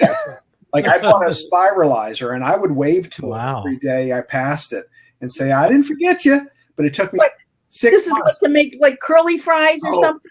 Yeah, but with Curly anything. like I did beets on it, and my wife ate beets for the first time because they were good that way. And I have some sweet potatoes I'm going to do, but I did start to use it. So I'll buy kitchen stuff, and it'll take me a while. Like to me, I'm saying it's always my first step is making the purchase. Then the second step is using it. But sometimes if you forget it's there, and we just add to the clutter. Yeah. So Marie Kondo's method is when you're going through your stuff, category by category, not by location, to get clear on what you are to keep. You ease away from doing it as an intellectual process. Mm-hmm. And you ask, like from the inside, does it spark joy? And she invites people to physically hold the item, the piece of clothing, the whatever it is, and like feel like I'm in communion with this, and it's saying, let me go, or zing, zing. It's going to be a joy thing. Yeah. And when we start trusting that more as a heart thing, as an energetic thing, that maybe it can be simpler, and often in ways that we don't understand ahead of time, but we get to this simpler, easier way, and everything has a place. As I start watching some of these KonMari method videos for people who have done it, it's like they have a drawer. When you get home, it's like you put your keys, or you put your purse here, or you empty out your purse, and you develop these habits so everything has a place. Yeah. And everything you look at your house then is like, it's a divine thing. It's a source of joy when I look at it. Except every now and then I got to clean that place out where the stuff goes, because I stick other things in that place too. Okay. So, and it's a process of doing this method. It's like it's a many month process to develop all new habits. So, and I'm not saying all people are moved to do that. I've just been experiencing such pain and self-judgment about my collections that now it's like I'm ready for an overhaul, and I'm just inviting other people into the process. And for some people, it's not the physical stuff, but then it gets out of hand with the computer files, the photos. Oh, you take 1 million pictures, and then if you don't have a good system for organizing or storing them, well, then that's clutter. Right. Or, oh my God, even like Twitter followers and followers on Google Plus. I'm behind with all of those too. God help me. Elaine, I just caught up on those this week. That's funny you mentioned that. You look at who's following you and you say, oh, I've got to deal with all these right now, because otherwise it's electronic clutter. So I want to thank you for helping make me aware of that. Now, something else to thin down. I must have my priorities skewed, because that's how I start every day. I mean, I get my coffee when I can barely open my eyes, and I turn the computer on and says, all right, who do I have to follow? Who do I have to unfollow? And I go through each social media. I go through my emails. So but at least you're realizing there's an inflow, and then you have to get clear on how much can I manage. At least you have a toe in the water for follower management. Yeah. Now I do have to stay up on that, because that emails. If they're not, they'll get away from me. So I learned that the hard way. So that's something. But it is right. You look at what you have, what you use, what brings you joy. And I've used that philosophy in old relationships. So when I pick them up, and if they don't bring me joy, I just move on to the next one. Luckily, my wife doesn't fall into that category. So, Dave Moore, if you want to come in and join this conversation, I indicate that, and then somebody else who's here might jump on out. But I can jump out. I just wanted to stop in and say hi. See how long. Anyway, before you go, Chef, stay. Okay. Talk to me, guy is going to go, because we can only look at his microphone. You know. All right. And you have a red shirt on. Yes, and I have a microphone you can look at too if you really want to. Oh, cool. Is that a Blue Yeti? This is. I'm actually trying to get, for my cooking shows, I'm trying to get a lavalier. I've been writing to somebody. I have to call them to work on that, so I don't have to have that, because I think it'll be a little better if I don't have the big thing around for that. I don't know. And Dave Moore can't join us because he's got a crapo signal.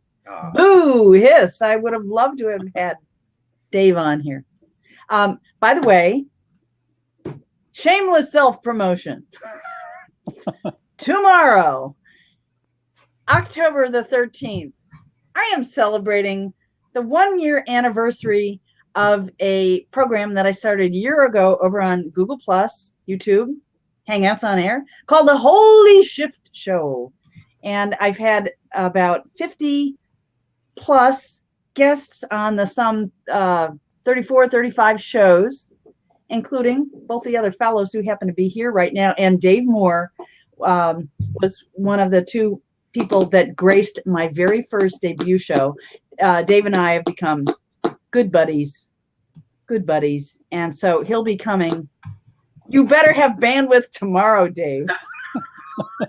That's all I can say, because Hangouts even take more bandwidth than Blabs. So, okay, I surrender. It's in the hands of the divine. Yep. You know, I'll pray to the bandwidth angels if there are such things. I'm telling you, that gets to be a problem when you're out in Florida. It's got pockets of just nothingness. I mean, I'll be fine and I'll drive half a mile and all of a sudden it's like a dead zone. It's just not a happy thing. But yeah. Does Blab have a drum roll? No. I've never spoken to Elaine before. What's she talking about? Dave, you're a card. Anyway, we have Fresh Beer New York City has joined in.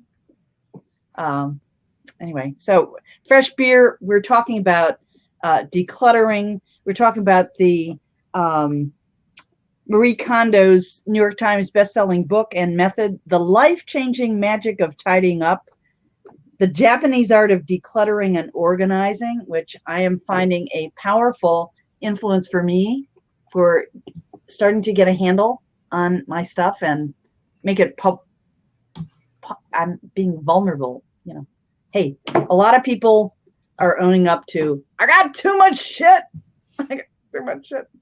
And I said earlier in the program, I've shifted the topic from calling dump your junk to spark your joy, because that's what Marie tells us to do. As you're sorting out your stuff, your aim is to keep only the things that spark joy. So your life, you know, your house is one of beauty, or organization, and simplicity.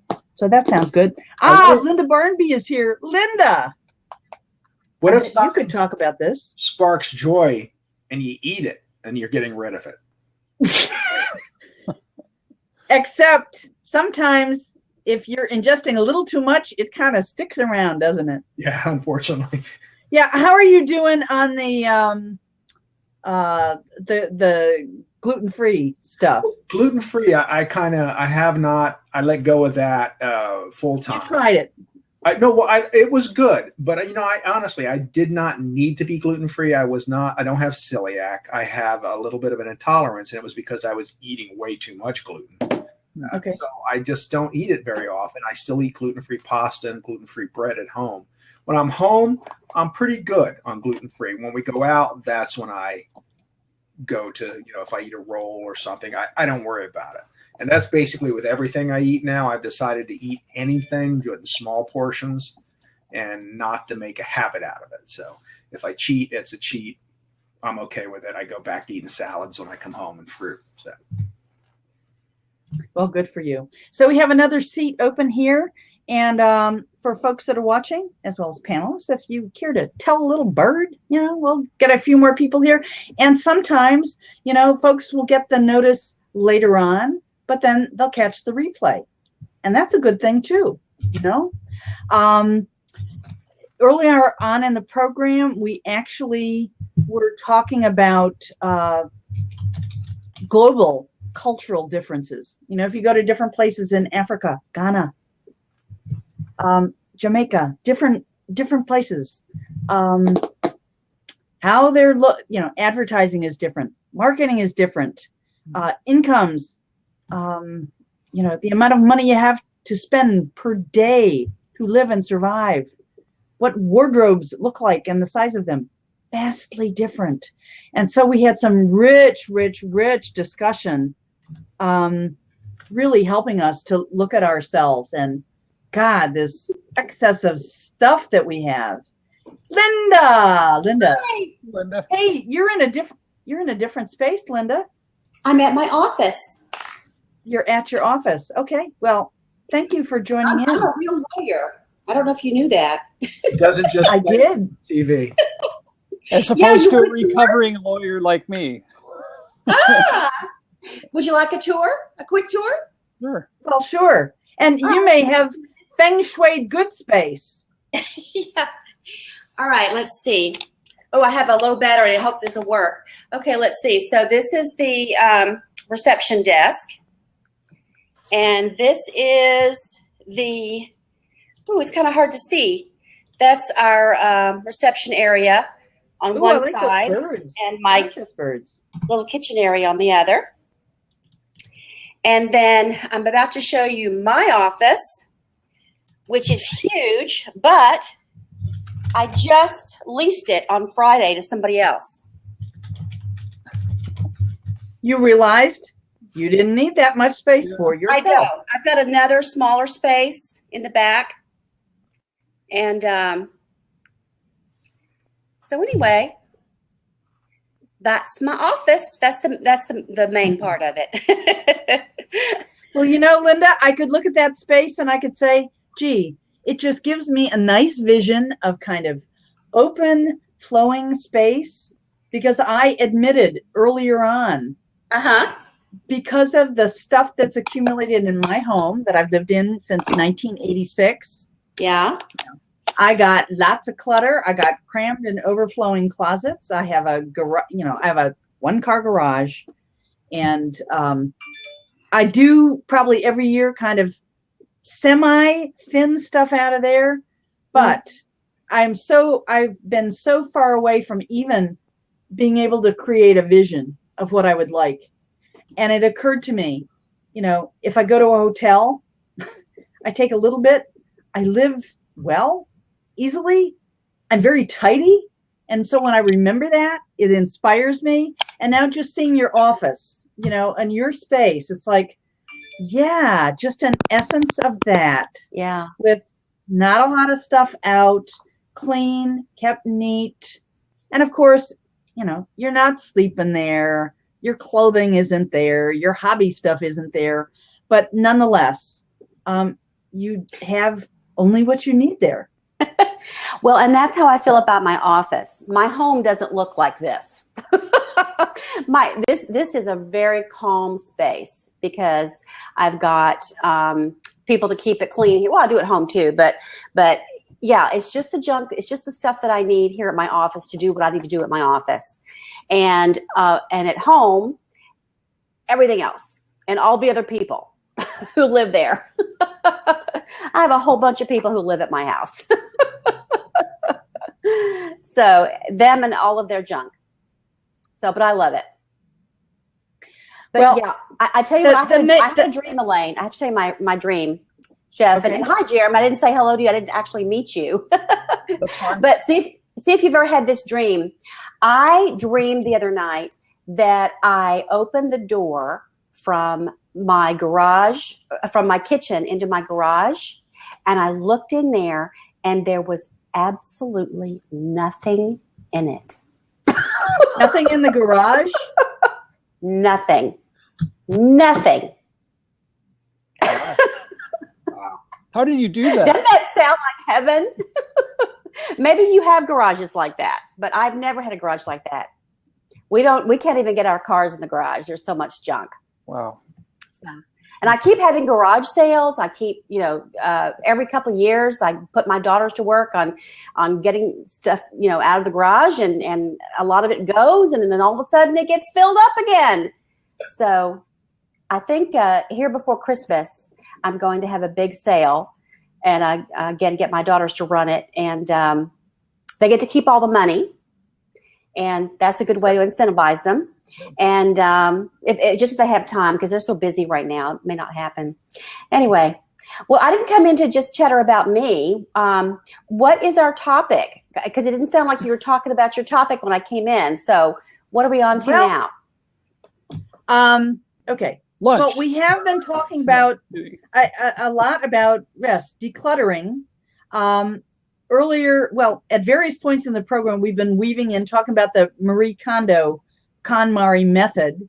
Have you just heard about that book being on the New York Times bestseller list? Okay. No, I haven't heard of it. It is. Okay. And there have been other, declutter books that pop up and gain acclaim from time to time.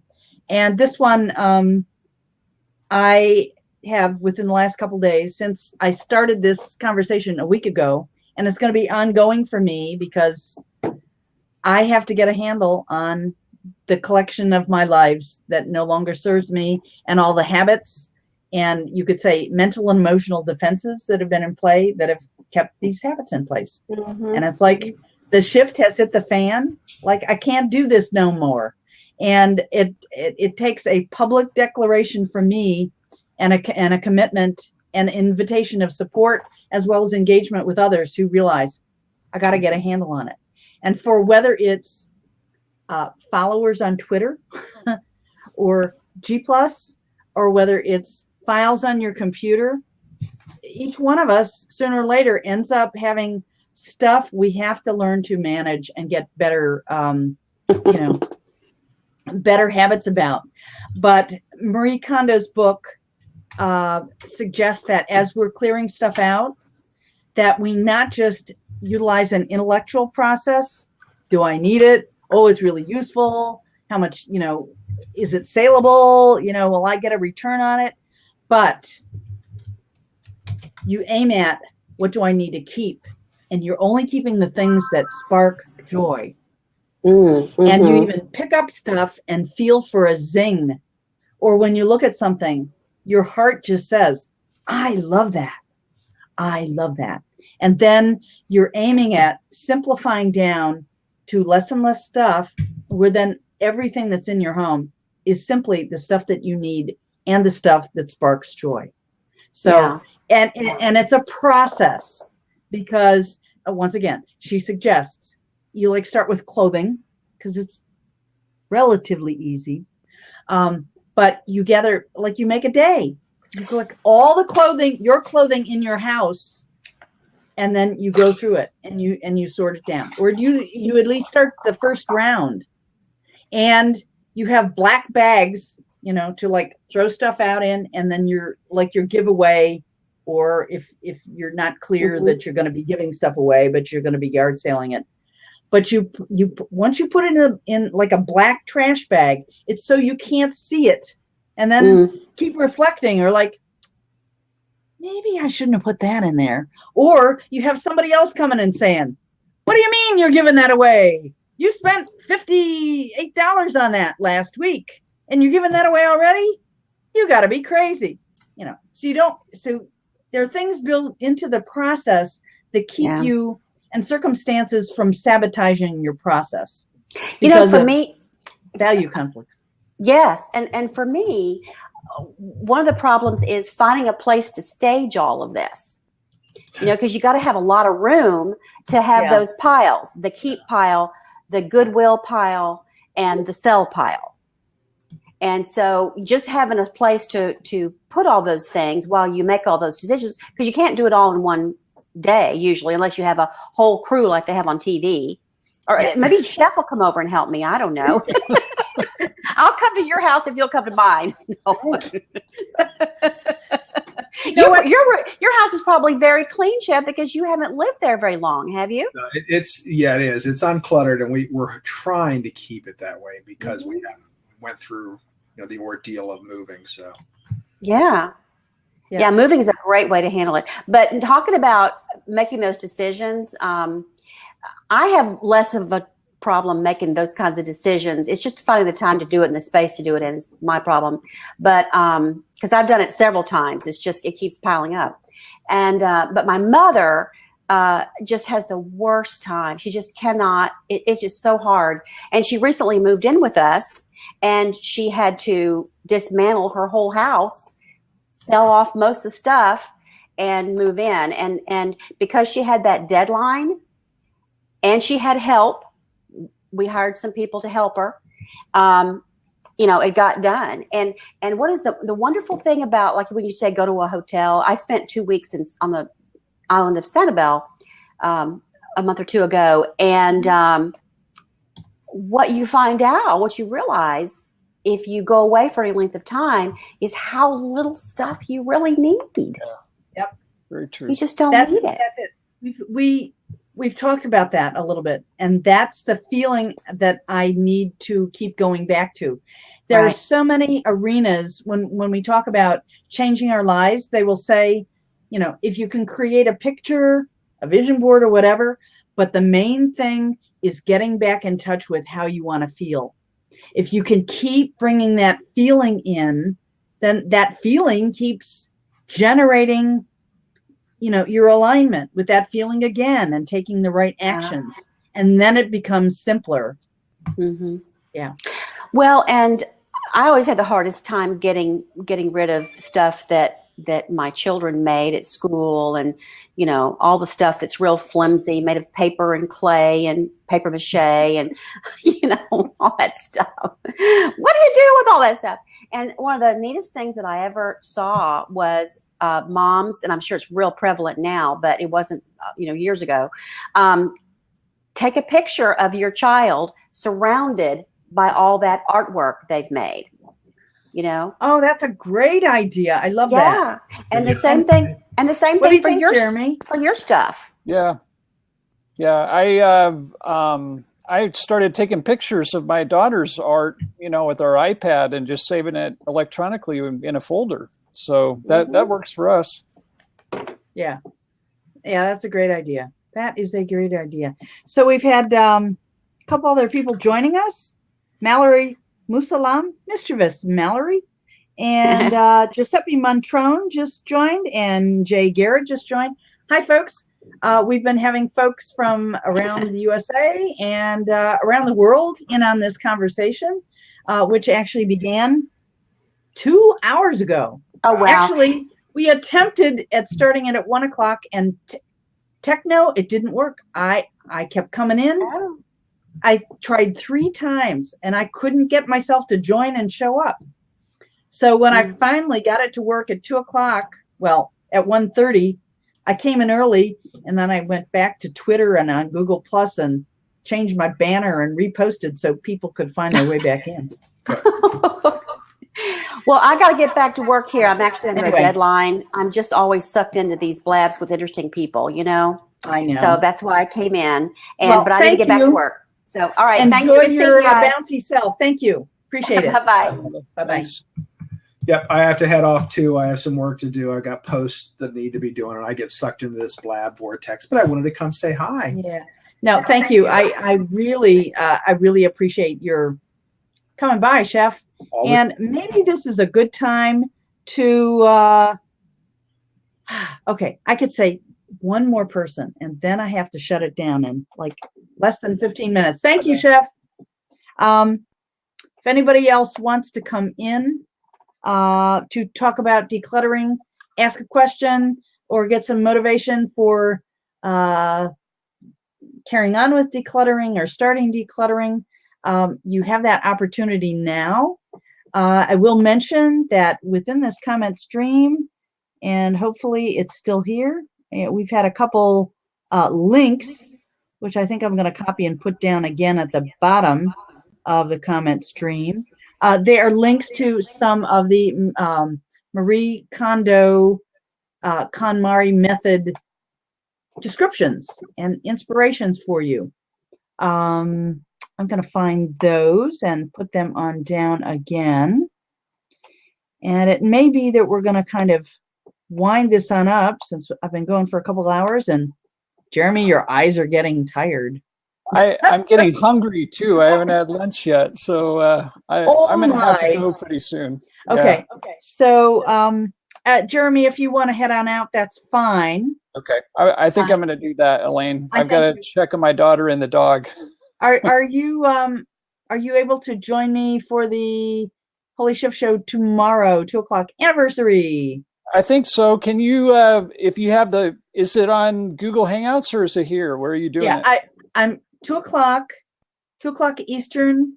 It's going to be on Google Plus Hangouts. Okay. And then, I decided I'm not going to try to do a simulcast. Okay. I don't think I'm going to do a crowdcast either because they're shifting their whole platform. Yeah. It's like, why do I want to teach people how to go and do it, and then they're changing the platform? That seems like stupid to me.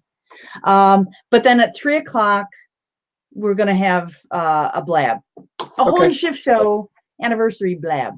Cool. So thank you. See you sometime tomorrow.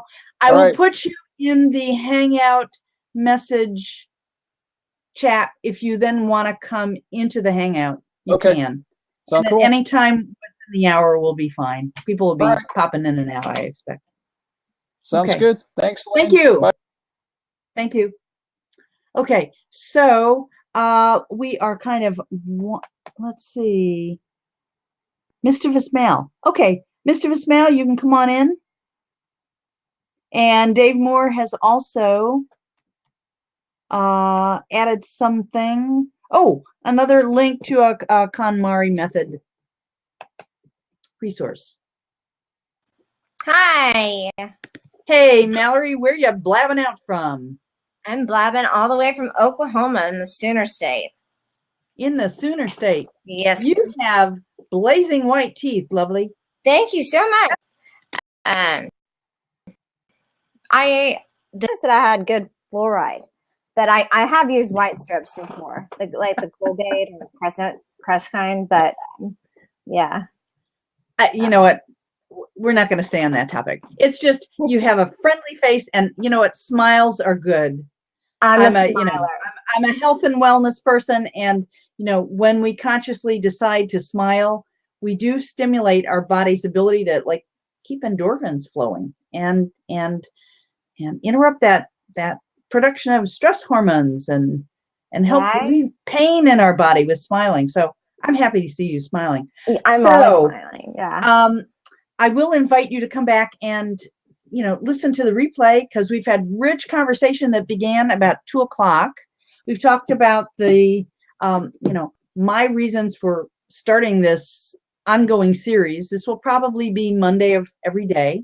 Okay. And we'll get different people in. We might get some of the same people in who want, they're making a commitment to keep going, because this is a process not only of letting go of stuff, but really creating shifts in habits, mindset, and heart set. So ultimately, the relationship that we're experiencing every day with the stuff that's around us is one of joy and connection, and and aiming at simplifying. So tell me a little bit about either perspectives on cluttering, neatness, habits, personal aspirations or wishes in that vein, successes, failures. Okay.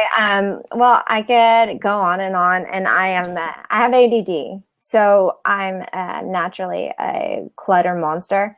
It is something I recognize I'm also a creative. So on one side, I want to say that, I need all this creative chaos, or else I'm going to be deprived of stimulus needed for creative, ideation. I'm so glad you're on this conversation, because you know what? And maybe even next week, in addition to talking about continuing on with, diving into Marie Kondo, it's this whole thing about how hard this is for creatives. ADD, creative, yeah, me too. Go ahead. Yeah.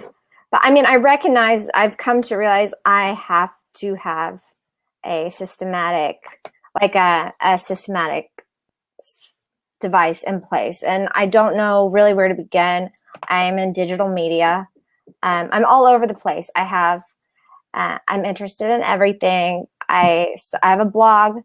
I'm interested in etymology. So I'm starting a podcast on etymology, but my blog's kind of about this, that, and the other. So I recognize I need to come up with one system, stick to it, and religiously stick to it. I'm a creature of habit. Like, I need habit. I run every day, and if I don't, then I'll just stop running in general. So I recognize that the habits are so important. You found value in habits, and you have succeeded in creating some positive habits that you can envision.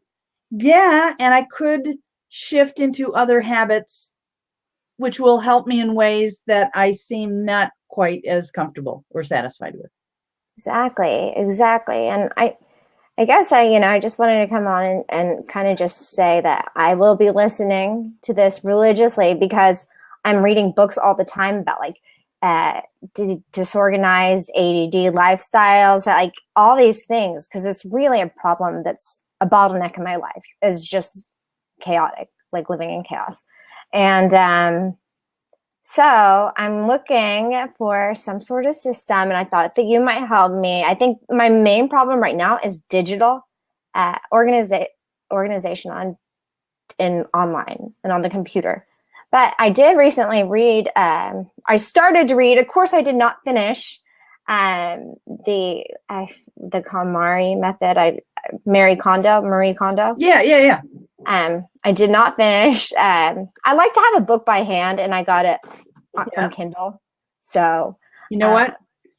Are you energy sensitive at all? Like, have you ever done Reiki treatment or received energy work or anything like that? No, that would be really good for me, probably. Okay. Because if you do, you will experience in your body something energetically which will help you understand what she encourages people to do when they're thinning out their physical stuff, to really get down to only really what you need.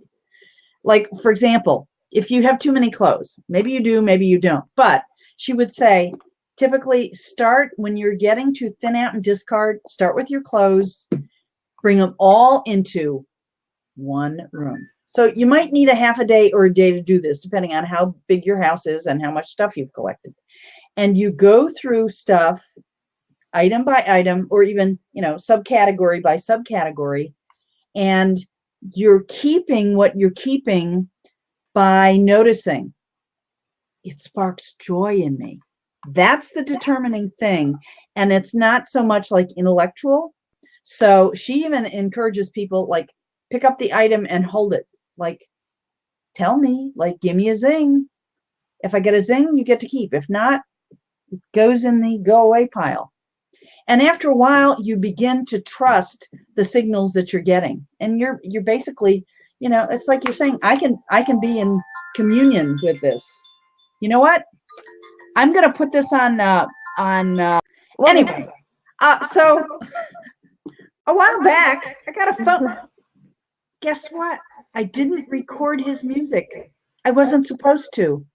Now I don't have to go back and edit it. Anyway, we're winding up the show. And Mallory, I want to thank you so much for coming on.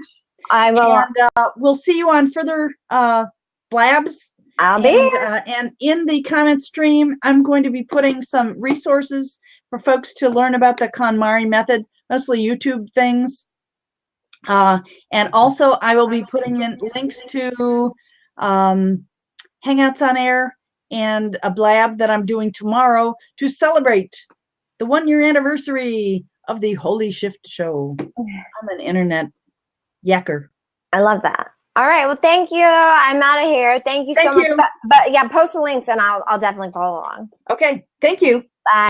Love you guys. And for everybody else that's still hanging around, watching or listening, we appreciate that you have lent your ear, opened your heart, maybe done some deep breathing with us, a little smiling, a little laughter, perhaps gotten an insight into yourself, perhaps felt some motivation to clear out, sort out, simplify, declutter. And if you're going to be exploring, particularly exploring the KonMari method by Marie Kondo, we invite you to keep your ears and eyes peeled for more blabs about this subject. They're likely to be on Mondays, 1 p.m. Eastern, and who knows, I might be inspired to do them some other times as well. So with that, I'm going to stop the recording, say over, on, and out. Thank you very much. Lots of love to you. So long.